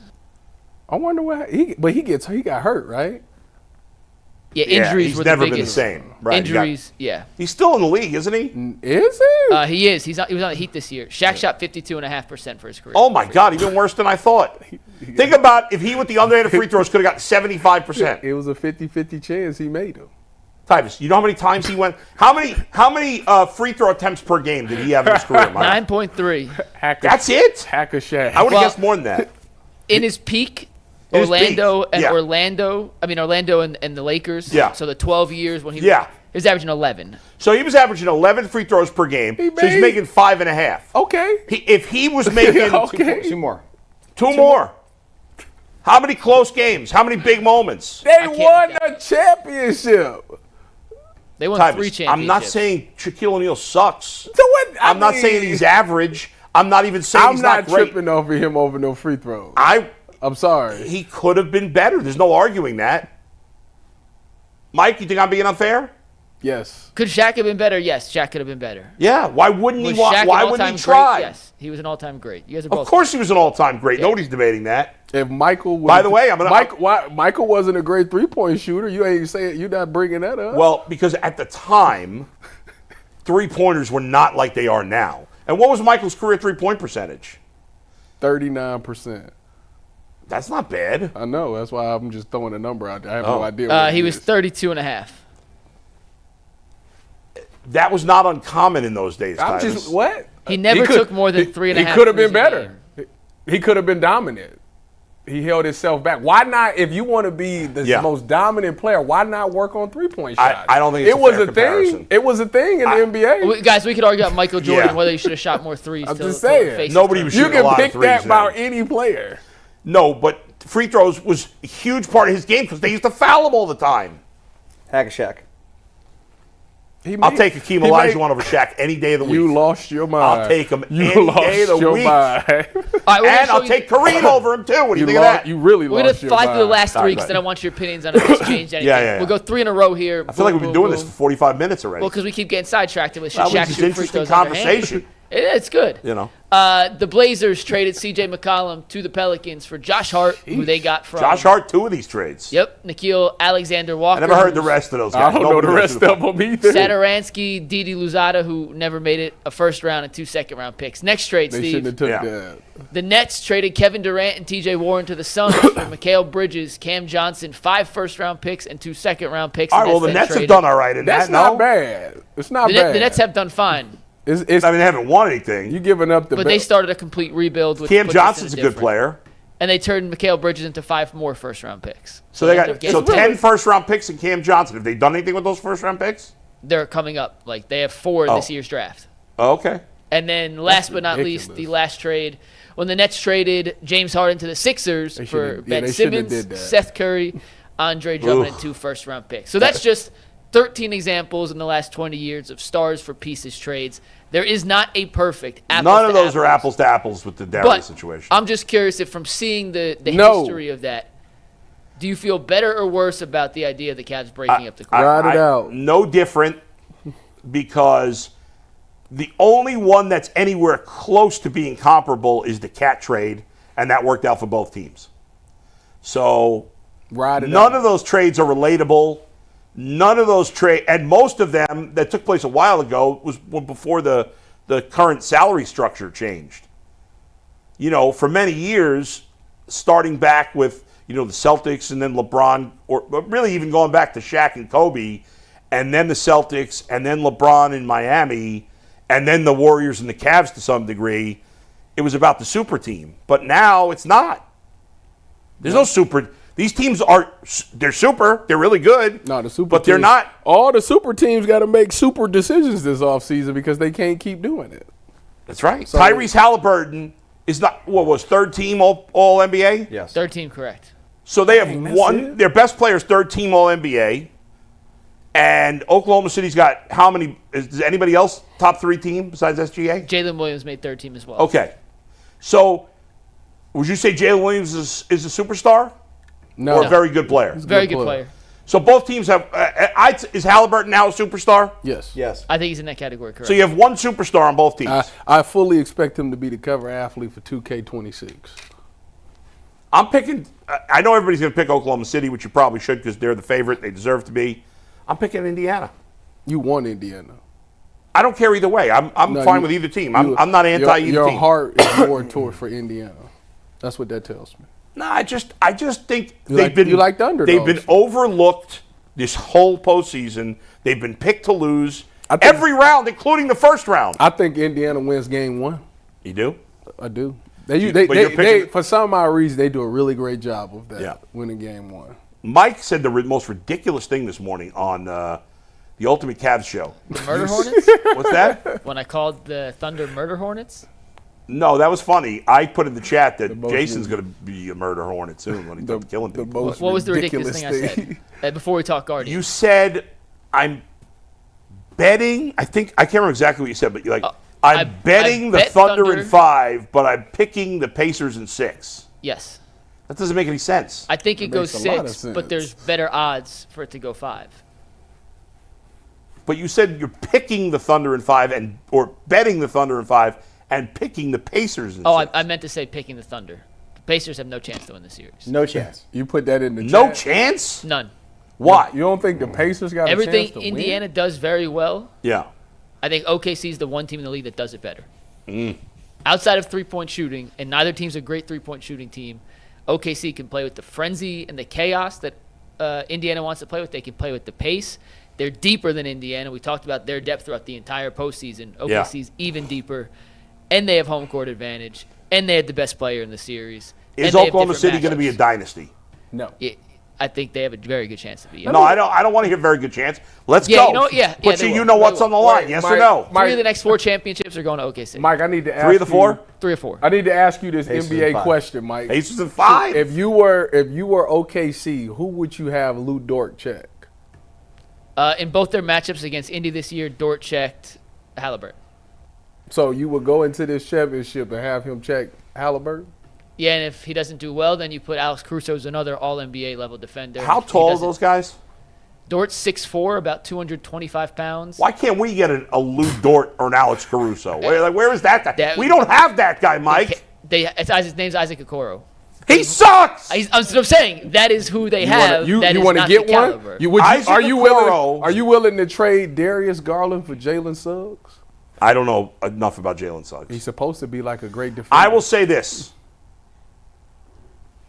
And I'm going to blame you, Mike, because you're a basketball authority in this town. Okay. You and the other basketball authorities in this town have overrated the defense of Isaac Okoro and Dean Wade more than anything in the history of the NBA. Isaac and me, Isaac doesn't like me because all I do is shit on Isaac. Okay, maybe not you on that one. I'm sick of hearing he's a good defender. He really don't like you? He is a I nothing think he's defender, fine with me, Mike. but I don't think I do not have a great. He is a relationship with Isaac. nothing defender. He's a nothing. He's nothing. Dang. And Dean Wade is beyond the stiff. He's a shell. He is a He's stiff. a stiff. He's a 0. Yeah, I they don't want to gotta hear about find the some guys who analytics can with him in the play. lineup. He's a stiff. They got to find some guys who can play in the playoffs. Speaking of Dean finding Wade should guys, be playing in some rec league in Indiana. Let's go. Dang. Dean, if you want to play in the Boomers next men's league, we'll gladly take you. You Yeah. can use an extra size and shooter. But Bull, we're gonna talk Guardians and Not in some the Guardians playoffs. He won't trades. hit a shot for you. Oh, crazy. Pull this out. We'll get to our Guardians topic today after a quick word Won't be healthy from either. FanDuel. The NBA playoffs are in Oh, full great. swing. Every night delivers highlight-worthy performances, major momentum shifts, and can't-miss moments, whether it's a game-winning shot or a breakout player. There's never been a better time to get in on the action. FanDuel makes it easy to stay in the game before tip-off and live with player props, performance trends, and same-game parlays. Fans have more ways than ever to play smart and win big. If you're new to FanDuel, it's the perfect time to sign up. Head to FanDuel.com/UCSS and place your first $5 bet. If it wins, you get $200 in bonus bets. Make every moment more with FanDuel, the official sports betting partner of the NBA. Bull, this Friday's game between the Guardians and the Astros is on WKYC. Yeah. Make sure you guys tune in to WKYC on Friday. Coverage begins at 7 p.m. between the Guardians and the Astros. Nobody likes the Astros, so make sure you tune into KYC to get a first-hand look at how Cleveland can hopefully beat the poop out of the Astros. Speaking of trades, we just spent some Cavs trades time. Jeff Passan, Solon native, ESPN insider, did a little way too early trade deadline preview. And in terms of the Guardians, he mentioned Carlos Santana and Lane Thomas as possible sell-off candidates if the Guardians fall back a little bit. He said the run differential's in the red right now. They're winning games that may be unsustainable long term. It was way too early to make any definitive claims, but if the Guardians go the Sellers route, Santana and Thomas would be the two most logical guys to part ways with. Bull, do you agree with that sentiment from Jeff Passan? I guess. That's exactly what I was going to say. Neither of those guys has much value. I mean, anyway, what did the Guardians give up for Lane Thomas last year? I don't even remember. Can you look that up? Yeah, it was a mid-level prospect. Was it the middle infielder? I'll look it up. I can't remember. Like Carlos Santana. He's my age, dude. And Carlos Santana's having a nice month, right? He's been playing much better. He played much better. Alex Clemmie was the top prospect they gave up for him. Jose Tena, Alex Clemmie, and Rafael Ramirez. Oh, they gave Jose Tena? Oh, yeah. Tena's in the big leagues with Washington. And Alex Clemmie was the 18-year-old they drafted that year. Yeah. The lefty. So none of those guys are top guys. They wouldn't get much for Lane Thomas. Lane Thomas has not been good for Cleveland. He's been hurt twice this year. He was good in the postseason. He was, but this year he's been injured twice. And when he's been on the field, he's been horrible. So right now he's got almost no trade, and he's a free agent at the end of the year. He got plantar fasciitis. So he's got almost no trade value. Carlos Santana has zero. Look at that. I mean, look at those numbers. That is horrific. He barely played this year. Carlos Santana. I don't even know why Jeff suggested the Guardians would sell. First of all, they're not going to fall out of the playoff race. How often, guys? Say what you want about the Guardians. They don't spend enough. Fair. They haven't won a World Series. Disappointing. How many years have the Guardians, in recent memory, not been at least somewhat in the mix at the end of the year? There's been a couple here and there. Not many. For the most part, they're always in the mix. They're always in the hunt. What was it like? What was 20, Tito's last year? What were they? 23. They were out. They sold at the deadline. Traded Aaron Savali. Jay lost his mind. They got Kyle Manzardo in that trade, so it worked out well.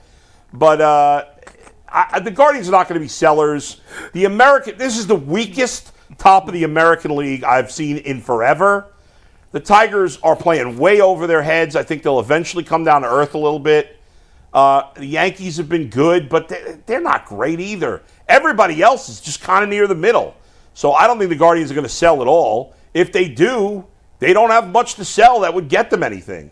And the guys they could trade that would get them a lot in return are guys they're not going to trade. They're not going to trade Cade Smith. They're not going to trade Jose Ramirez. They're not going to trade Steven Kwan. You're not going to trade Tanner Bibee.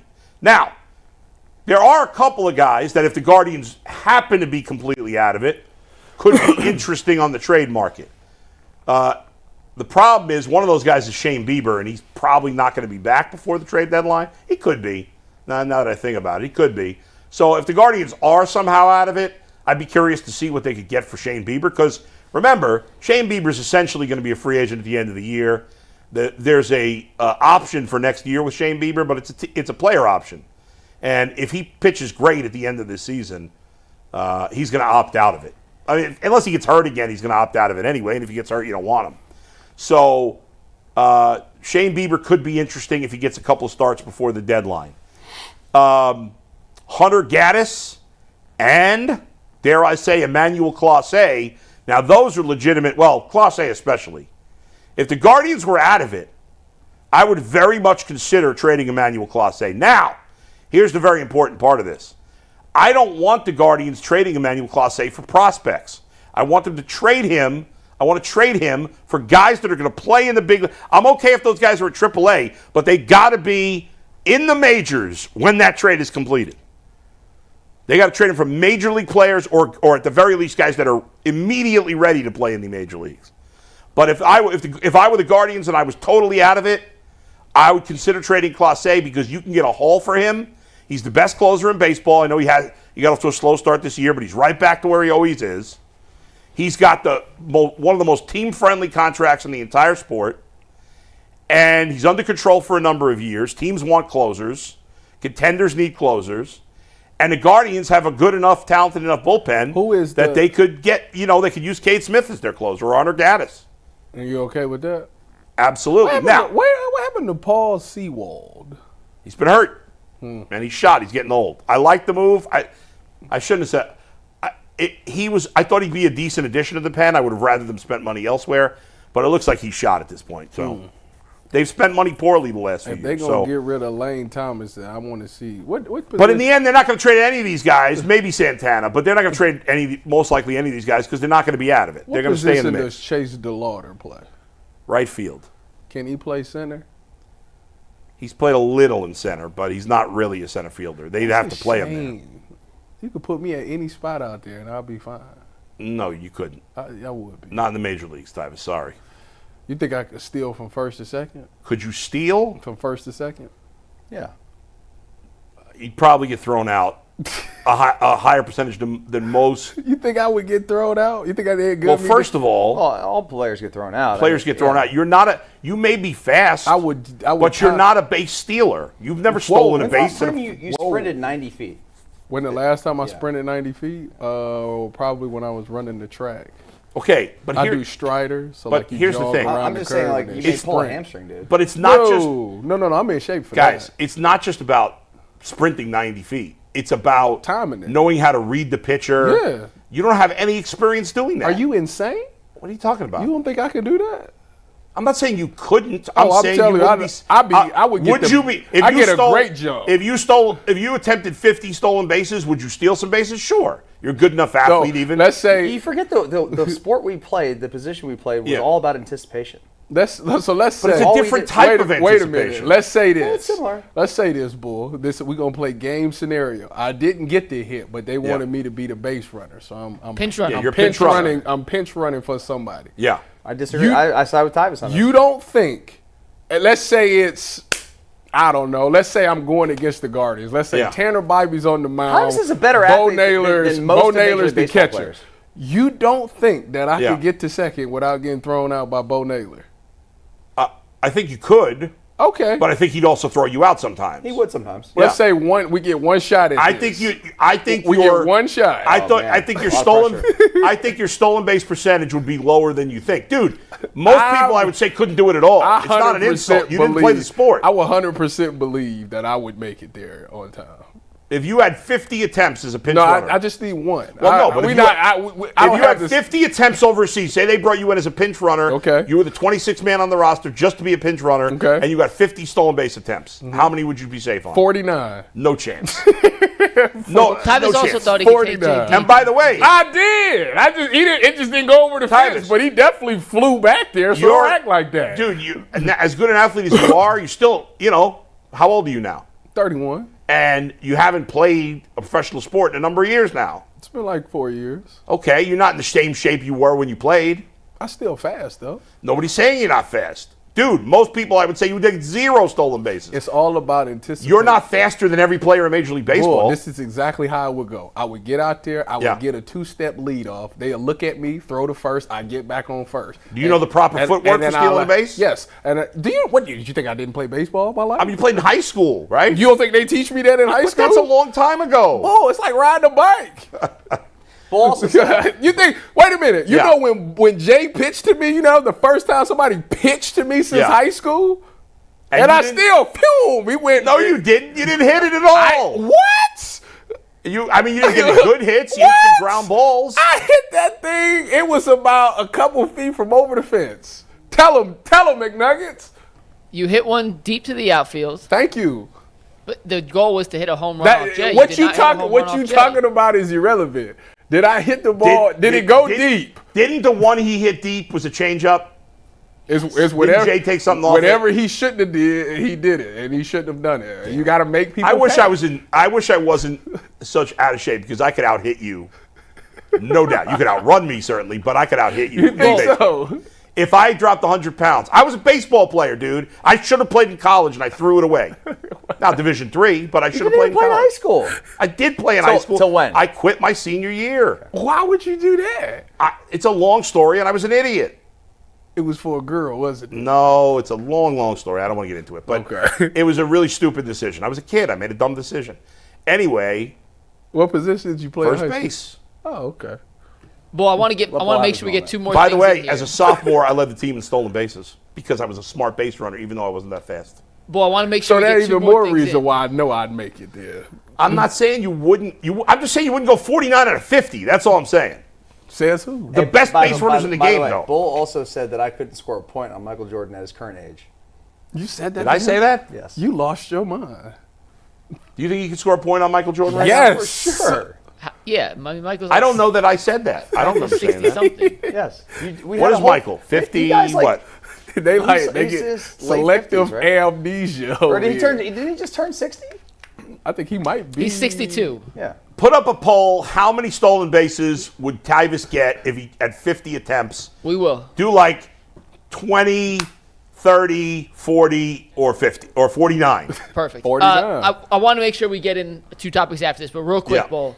Guardians did lose to the Yankees last night. Yeah. Bibee, another really good start. Seventh inning, obviously gave it 2 home runs. Yeah. But it's pretty encouraging to see back-to-back starts of this caliber now from the Guardians. Well, yeah, I mean, because he's had like 4 or 5 clunkers this year, and I thought he pitched well. It was disappointing to see him give up those home runs.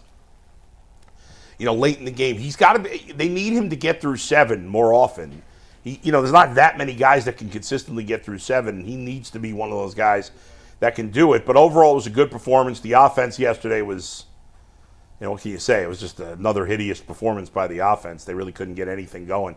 They did score a run off Devin Williams in the 9th, but then fell short after that. So pitching matchup tonight is Schmidt and Ortiz, I think. Correct. And then tomorrow it's Williams And Max Fried. and Max Fried, who's been Fried. fantastic. Pitcher in baseball, yeah. No, not better than Skubal at this point. Oh, he's up until his last start against L.A., he had to give What's up more the than 2 ERAs for those guys? Who's got a better ERA now? After that, and then we'll move on to our Yeah. next topic. Skubal versus Fried. Chris Bubich leads Major League Baseball Wow. in ERAs. Who he play for? Kansas City, the Reds. Or the 143. Royals. Max Fried's 192, and Skubal is not above him. So he's All right. below somewhere. Skubal's 226. Okay. Max Fried is 192. I bet you Skubal will be ahead of him before too much longer. If the Guardians hit like they did yesterday, then it's going to go down again. The Bubich one is a stunner that he's that high. Bubich is 1, Evaldi's 2, Kodai Senga is 3, and Hunter Brown's 4. Oh, Hunter Brown's been unbelievable. So, and he, I think, is pitching in the series against Cleveland this weekend. So, Yeah. facing some tough pitchers. But let's Yeah. move on, guys. Get back to some football after a quick word from Buckeye State Credit Union. If you haven't heard of them, let's meet your new favorite financial partner.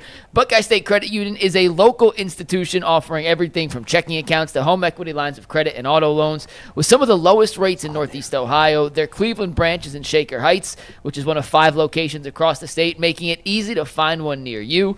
Can't get to a branch? No problem. We make banking simple through digital banking.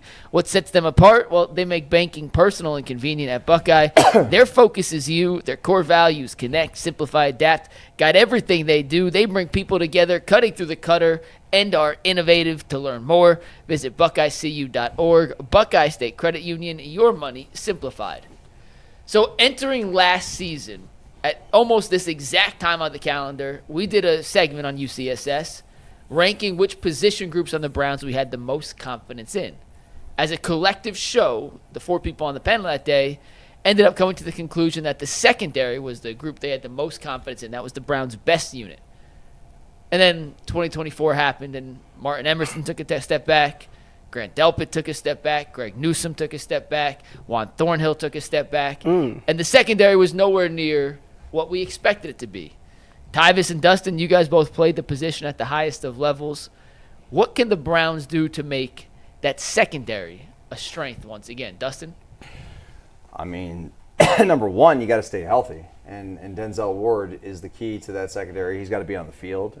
So there's obviously some concerns with his concussions he's had throughout the years and other body parts as well along the way. I don't know. I mean, it's a great question. I think that we need to have a mentality shift in the secondary too, because we got a bunch of guys back there that act like they're the Legion of Boom. and they haven't made those sort of plays yet. So they haven't arrived. I think those guys need to collectively figure out how they can get on the same page, play as a unit, and stop acting like they're something they're not. Like they weren't a good secondary last year. They've got to become better. They need leaders back there, and they need guys that obviously you got to be able to make tackles. We need physical safeties, and we need corners that can cover. Emerson's going to have to get back to playing good football too. So I don't know. I think more than anything, it's a mentality. Tyvis? I don't disagree with you. I think the best thing that can help this secondary benefited a lot because of the pass rush 2 years ago. And you got to get that part back. A lot of people think it's just making plays on the ball, but really it's really that you getting a good pass rush from your D-line that's making that quarterback throw the ball or hold it a little bit longer than he wants to, and that's how you're able to make these plays. But if you're talking about just individually as a secondary, I mean, Denzel, obviously the number one thing for him is to stay healthy. When he's healthy, he's one of the best corners in the game. Martin Emerson, last year I told you that I think people figure some things out. Well, with him, if you're not going to be the fastest person, then you need to anticipate that guys are going to try to go deep. That's just what they're going to do. So you have to make sure you're staying on top of the route. You have to play everything down from top down. Don't give up the fade ball. If they catch a hitch on you, dude, tackle the hitch. We'll live to see another day. But if you give up the deep ball, that's when it's like, all right, now your days is getting numbered. So for him, it's just staying on top of the route. I think he's good enough to do it. I mean, he's had performances. We were just talking about him last year against Justin Jefferson. Like had such a good 2 days of practice against Justin Jefferson. So it's in there. He just needs to do it from a consistent basis. And then a guy like Grant Delpit, he's a guy that's always hurt. Now, Grant Delpit is very smart. I know Delpit is smart because I first-handedly watched this man study tape. So he understands the game of football. He can anticipate things, but he gets hurt a lot. And that you can't do that, obviously, especially when you're getting paid the money that you're getting paid. And then a guy like Ronnie Hickman, you just got to finally take that next step. I mean, as a rookie, you came in and you did some things. The Jets game, I think you had a pick 6 in the Jets game, but you was playing in moments. It wasn't never like you were the start and safety. You would come in moments, they put you in perfect position, and you'll make a play. Now that you're going to be the guy, if you're going to be a post safety, nothing can get behind you. You got to be able to go red line to red line, or some people think sideline to sideline. And if the ball breaks, which it may, you better find a way to get it down. It's just, for me, it's just all of these guys need to just be consistent. Like, that's it. The ball's in the air, play the ball right, stay on top of the routes, don't give up the deep thing. And if you don't listen to a word I said, if you just take everything I said and erased it, the number one thing y'all could do is talk. If y'all do that, y'all will be the number one secondary in the country. If y'all would just communicate what each other is doing on each play, I promise you, you will be a much better secondary. That's it. Everything else I said is irrelevant. Talk. If you want to know, can the Browns secondary become a strength again? Yes, if they decide to talk and use hand signals. Please. Yeah, I mean, can it be a strength again? Certainly. You're right. I mean, what you guys have said, there's enough talent there that it could be a strength. Am I as confident in it going into the season as I was last year? No. I don't know how you could be. But 4 of your 5 top players, when you look at your top 3 corners and your top 2 safeties, 4 of those 5 guys were drafted in the 3rd round or higher. 2 of them are first-round picks. Yeah. Grant Delpit was a high second-round pick. I mean, there's a lot of high draft capital in this group, unlike some other groups. Ronnie Hickman's the only one that's like, well, you're right, long shot, but he's shown some flashes. The rest of these guys have pedigrees, and they all, except for Denzel, disappointed last year. With Delpit, as you said, Tyvis, it's been a lot about injury, but Emerson took a step back last year. Greg Newsome took a step back last year. He's going to be a free agent at the end of this year. Well, he ain't got no choice because it's pay year for him. So it's bag season. So G New has no choice, and he just had a kid too. So he got more. Yeah. He got newfound motivation. Yep. He should be all pro this year, as hard as he should be going. There's definitely enough talent for that to be a real strength. But will they play up to that level? I'm confident Denzel Ward will. I'm not confident that the other guys will. I'm with you. Speaking of Denzel Ward, PFF put out its top 32 cornerbacks entering next season. PFF's looking really bad right now. I know. I just want to put this list out because they're dead to me. Denzel made the top 10 He came in at number 10. I'll give you the whole top 10 right now. Sauce Gardner came in at number 1. Pat Surtain, who won DPOY, terrible last year. came in at number 2. Trent McDuffie, 3. Jalen Johnson, 4. Derek list is Stingley Jr., flawed, 5. man. Dixie, 6 through 10 real quick. DJ Reed, 6. Marlon Humphrey, 7. Christian Benford, 8. Jair Alexander, 9. And Denzel Ward, 10. In fairness, it's not based on last year necessarily. It's what they think is going to happen this year, I hear assume. you. Ty Denzel's your Sauce guy. Gardner was terrible? Last year? Yeah. Yes. Oh, interesting. Any issue with Terrible Denzel to have him being be 10? number 1.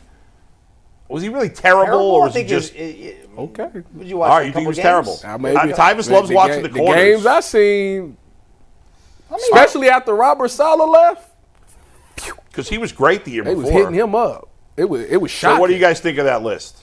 PS2 should have been number 1. I mean, More the man issue won with DPOY. Denzel. Any issue with Denzel being a 10 tie, or should it be higher? Look, Let me bring see. up 6 to 10 again. 6 to 10. It was DJ Reed at 6. Shout out my boy Humphrey at DJ. 7, Christian Benford, 8. Jair Alexander, 9. And then Denzel at 10. I mean, I'd rather take Denzel over Marlon.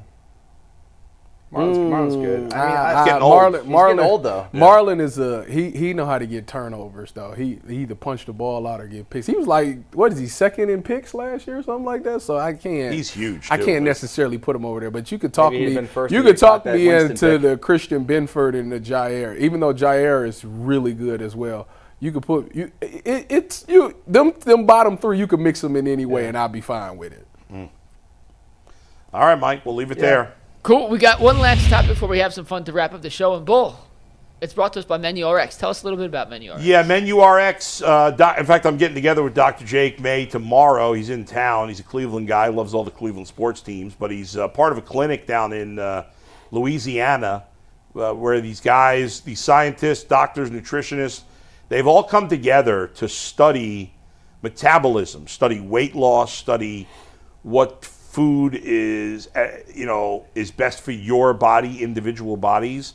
There's so much nonsense going around on the internet. So many people making saying things that are just not true, giving bad advice for weight loss, giving bad advice for getting in shape. And Menu RX is no nonsense. There's science.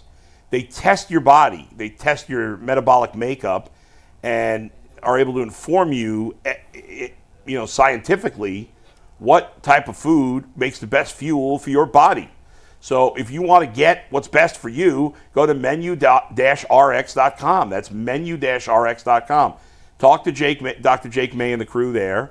If you sign up for a plan right now, they'll give you a year-long membership to the Ultimate Cleveland Sports Show, a $60 value. That's absolutely free at menu-rx.com.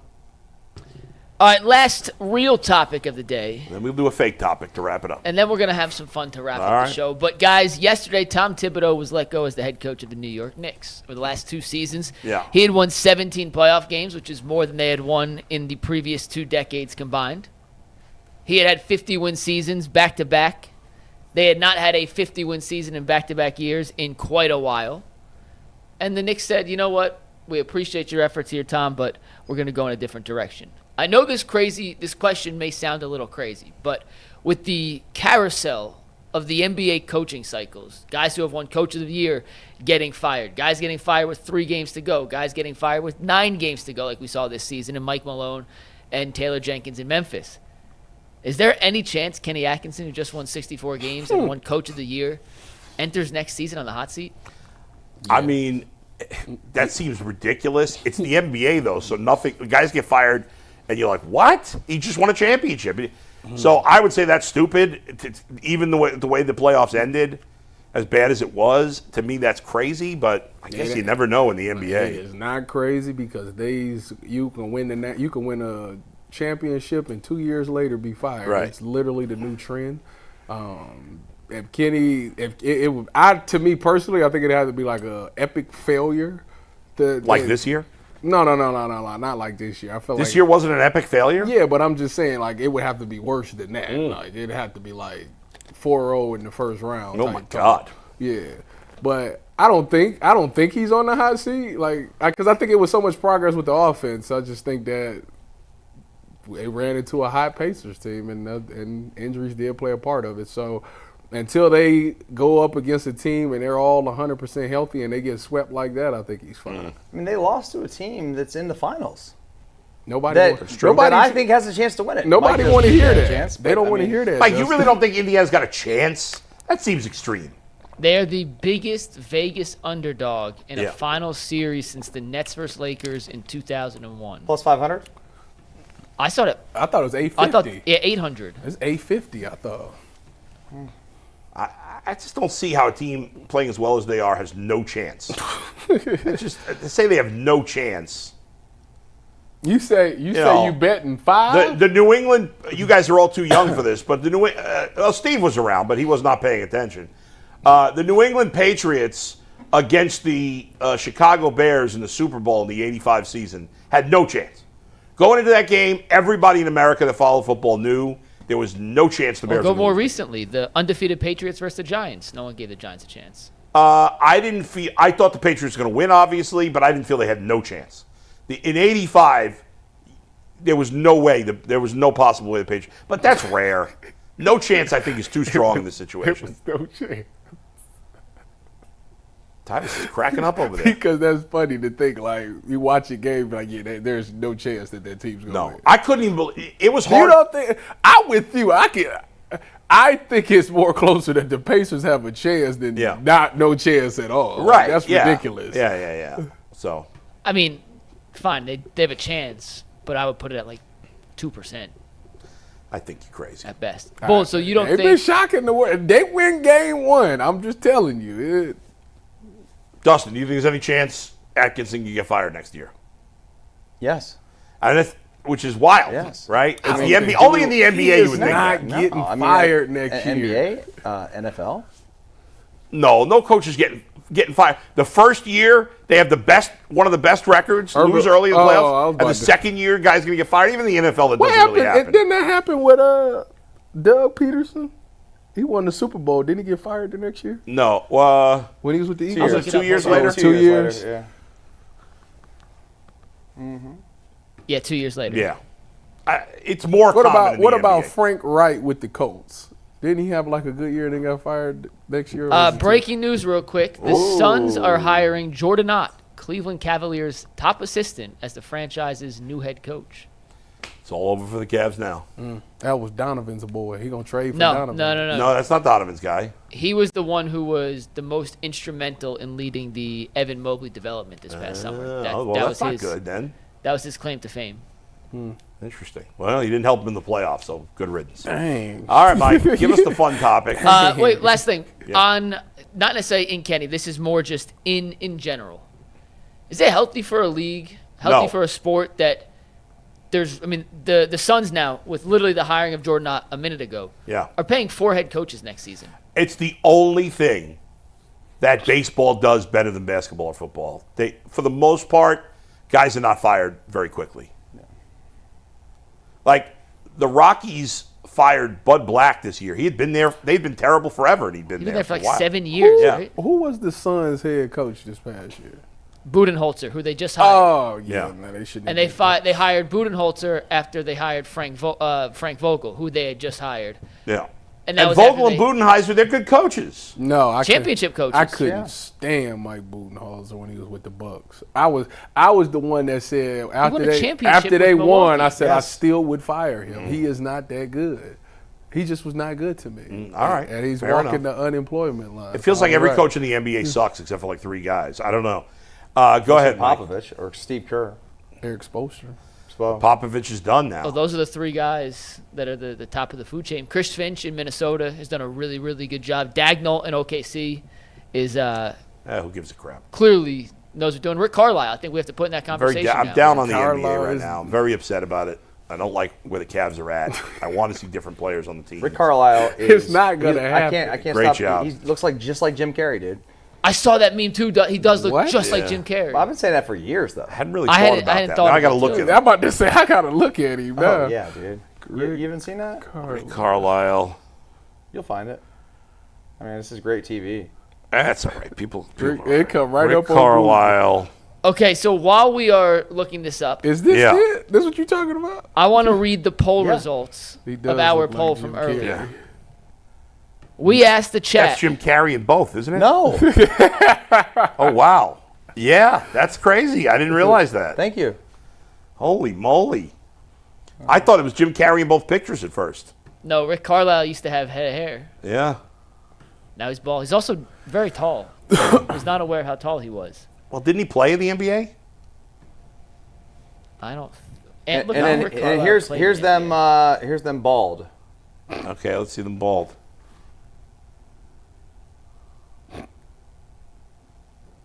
They look less alike. Pretty much identical. No, but to me. compared to with the hair. With the hair, they look. With the alike. hair, it's like they're identical twins. With with that one, you could be like, okay, they could be brothers, but not identical twins. But with the hair, they look exactly the same to me. Rick Carlisle did play in the NBA. You're right. Of course he did. I didn't told know. you he did. I I'm wasn't the aware. NBA authority around here, Mike. You know that. We asked the chat, how many stolen bases could Ty get out of 50? Yeah. We got 393 answers. Okay. 60% said 20 to 30. Okay. 23% said 30 to 40. 6% said 40 to 49.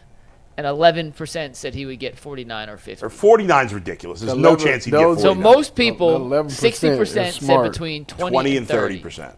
You know what? I'll even say I believe in Tyvis's athletic ability that I think he could get somewhere between 30 and 40, which is the high end of that is like kind of almost MLB worthy, which that is far from an insult. But there's no way you get 49. You know that down deep. If I timed it correctly, once I got the timing, like it's a wrap. Are you saying you think you're faster than every player in baseball? Because you're not. Not at this point. I wouldn't say that. Now, I'm faster you're probably faster than a lot of players. I'm faster than Jose Ramirez. Yeah. You probably are. I watched him. I guess That's where this Now, motivation. he's a great base came. runner. This is where this motivation came from. I Right. watched him steal successfully to second. You gotta and I watch said, my boy- There's absolutely no way in the world that I would get thrown out at second. You got to watch my boy Pete Crow Armstrong. Who he's playing for? He's on the Cubs. I had to check him. He out. is. Is he lead the league? He's leading the league in stolen bases. He's fun. He's 9th in home runs. Is he like Ellie He's De La 3rd in Cruz? RBIs. Like a couple and years- he's White 4th in guy? run score. White guy. With blue hair. His mom. You Wait, ready for what this? Do you know who his mom is? Pete, what's his name? Crow Armstrong. Who's his mom? His mom is the mom that was on Rookie of the Year. Remember, no, not Rookie of the Angels in the Outfield. Little Big League. Whatever. You know the movie Little Big League? Where the kid becomes the manager and owner of the Twins? Yes. The one who played his mom? That's Pete Crow Armstrong's mom. How bizarre is that? His dad's an actor, too. I don't know the dad very well, but Real quick before we get to yeah. our fun little His thing blue to wrap hair. up today's show, He's I want to pretty just cool. update everybody on a little what's happening at Browns OTAs. This is all from Zach Jackson. Okay. This is all Zach Jackson. Again, more of Zach Jackson tomorrow, 9:10 on the Bull and Fox podcast tomorrow. We start at 9. Zach joins us at 9:10. Join us tomorrow. All right, so this is what Zach said. Same quarterback order as last week in warmups. Pickett, Flacco, Gabriel, then Sanders. The older quarterbacks getting 2 throws per drill. Rookies alternating between them. Not enough pass catchers for a full turn. Pickett got the first 11 on 11 reps. Flacco got them last week. As been the case, Gabriel and Sanders never far away from Tommy Reese and Bill Musgrave. The rookies are getting some combo 11 on 11 and 7 on 7 reps on separate fields. Gabriel with the starters, Shedeur with the backups. Zinter played center. Zach said it's not the prettiest spring practice I've ever seen. Mostly short completions and dropped interceptions on both fields. Pickett's back in. Gabriel back over with the backups. 11 on 11 with the starters on both sides. Gabriel up first. Judkins got the first carry of the day. So that is your very quick Go update. Bucks. Nothing from Zach earth-shattering there. No. All right, let's have some fun here. Mm-hmm. Bull, it's your 54th birthday. It is. Happy 54th birthday. Thank you. So I decided let's do a top 5 of the 5 best bowls of all Five time. Bulls. Top 5 bowls of all time. Honorable mention All right. on the list of the 5 best bowls of all time is You Today Bowl. You didn't even make your own top 5. I think you did. Damn, that's insulting, Mike. Today is an honorable mention. Top 5 for today's bowl. Oh, my God. That's number That 5. picture is not from today, though.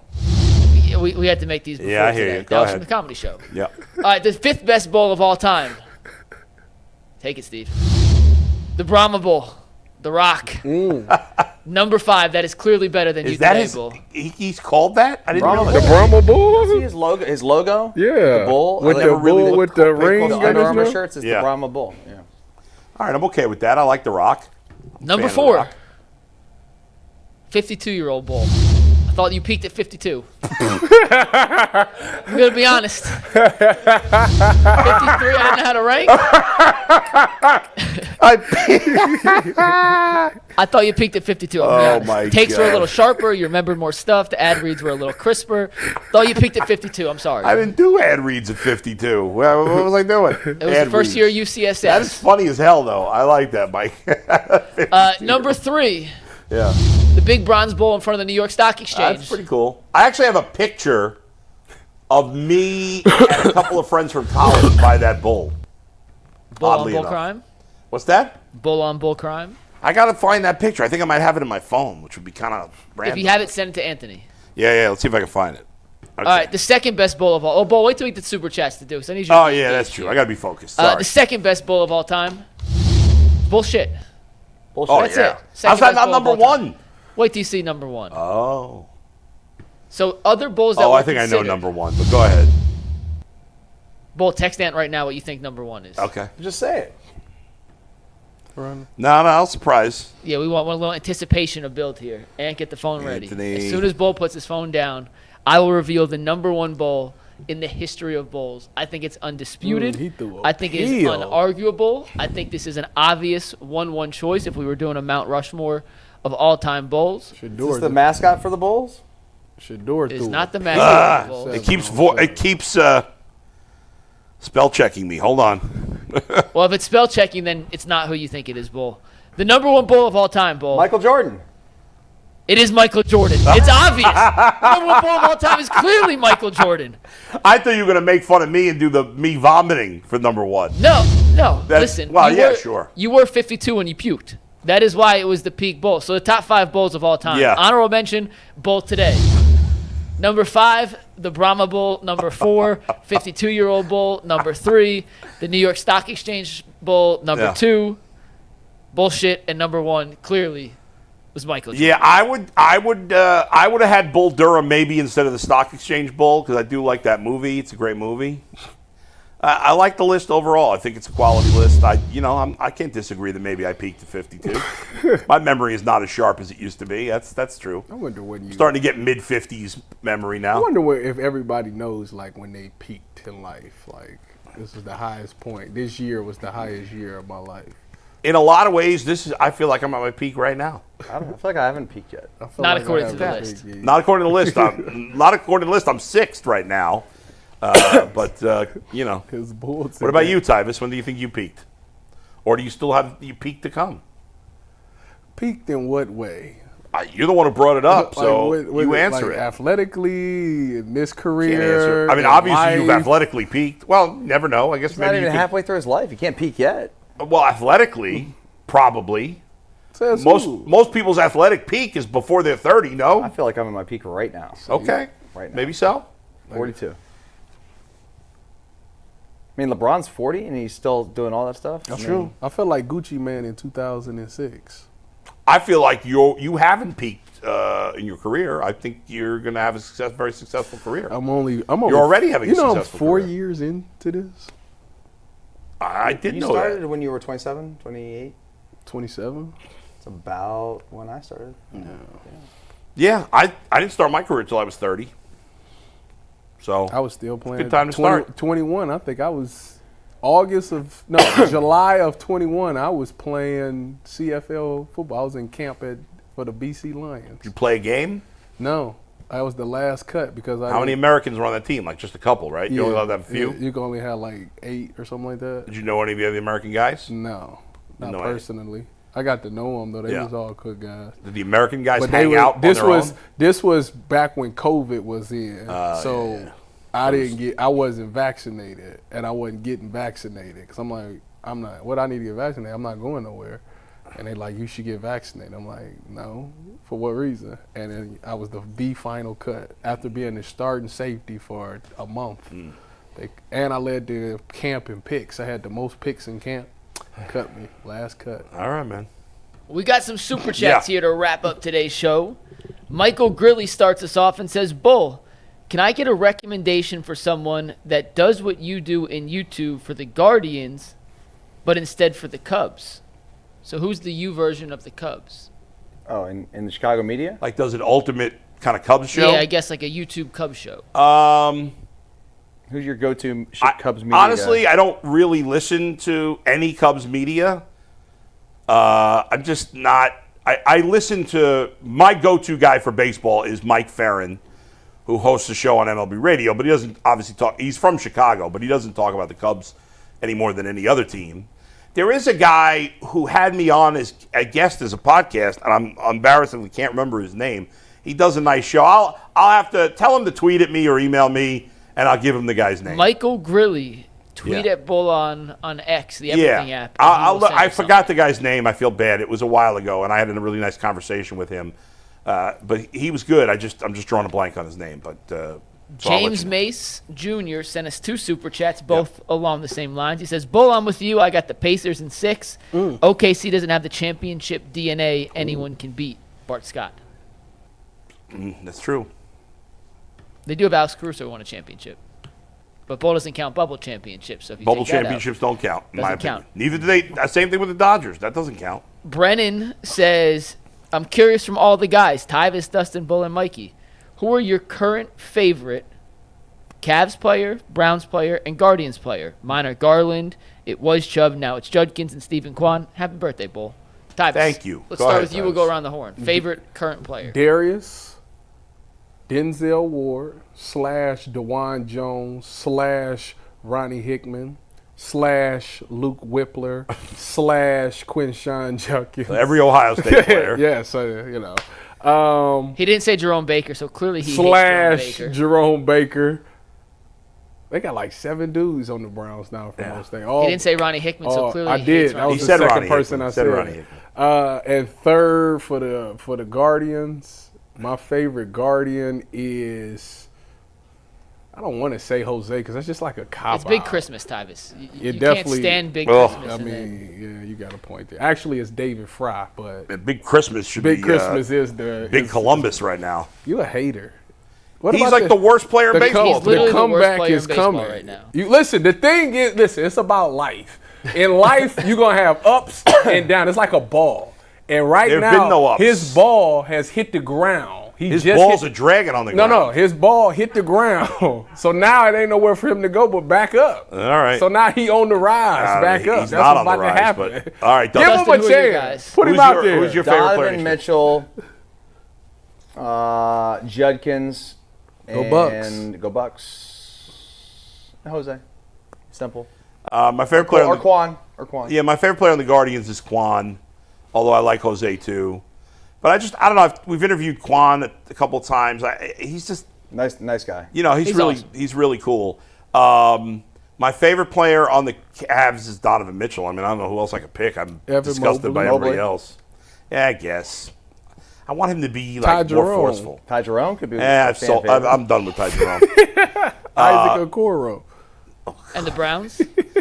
The Browns obviously had been Nick Chubb for the last decade, and before Nick Chubb, it was Joe Hayden. Is it Deshaun Watson now? Who is my I don't know that I have one right now. I don't. Joel Bitonio. He's fine, but I can't say he's my favorite player. Denzel Ward, man. Go Bucks. I like Denzel. You know who's my favorite player? Even though he may never play again, I'll say JOK. I was going to say JOK I like would have him a been lot. mine, yeah, for the Browns. Donovan is my favorite Cavs player, but Jalen Tyson's sneaky. I really like Jalen Tyson. And Will Brennan, just because of when he came on the show. Yeah. I know he's not on the team right now, so Right. if I had to go with someone else, it's Jose. Had he not loved Jose, Quan was awesome. Miles I also really like Straw. Cade Smith. For whatever reason, I'm a Cade Smith guy. So Not big. Pitchers not Big are so Christmas, stiff though. when you interview them generally, so it's hard to So get what's them. wrong with Big Christmas? Why y'all don't like him? here, It's not that I don't like him, it he's for a sec. terrible. We got 2 more, then we'll get into the big Yeah. Christmas stats. And we could do it in overtime, too. Jeremy Long says, and with Jeremy Long's, Mac Dog says, Bull, what do you think about the 96 Indians having 5 future Hall of Famers? Tomey, Manny, Eddie Murray, Oral Hershiser, Dennis Martinez, plus Albert Bell and Kenny Lofton, but they couldn't win an AL divisional series. Well, that whole stretch. I was watching I I was watching this video. I can't remember what year it was, if it was 96 or 97. I'm drawing a blank now.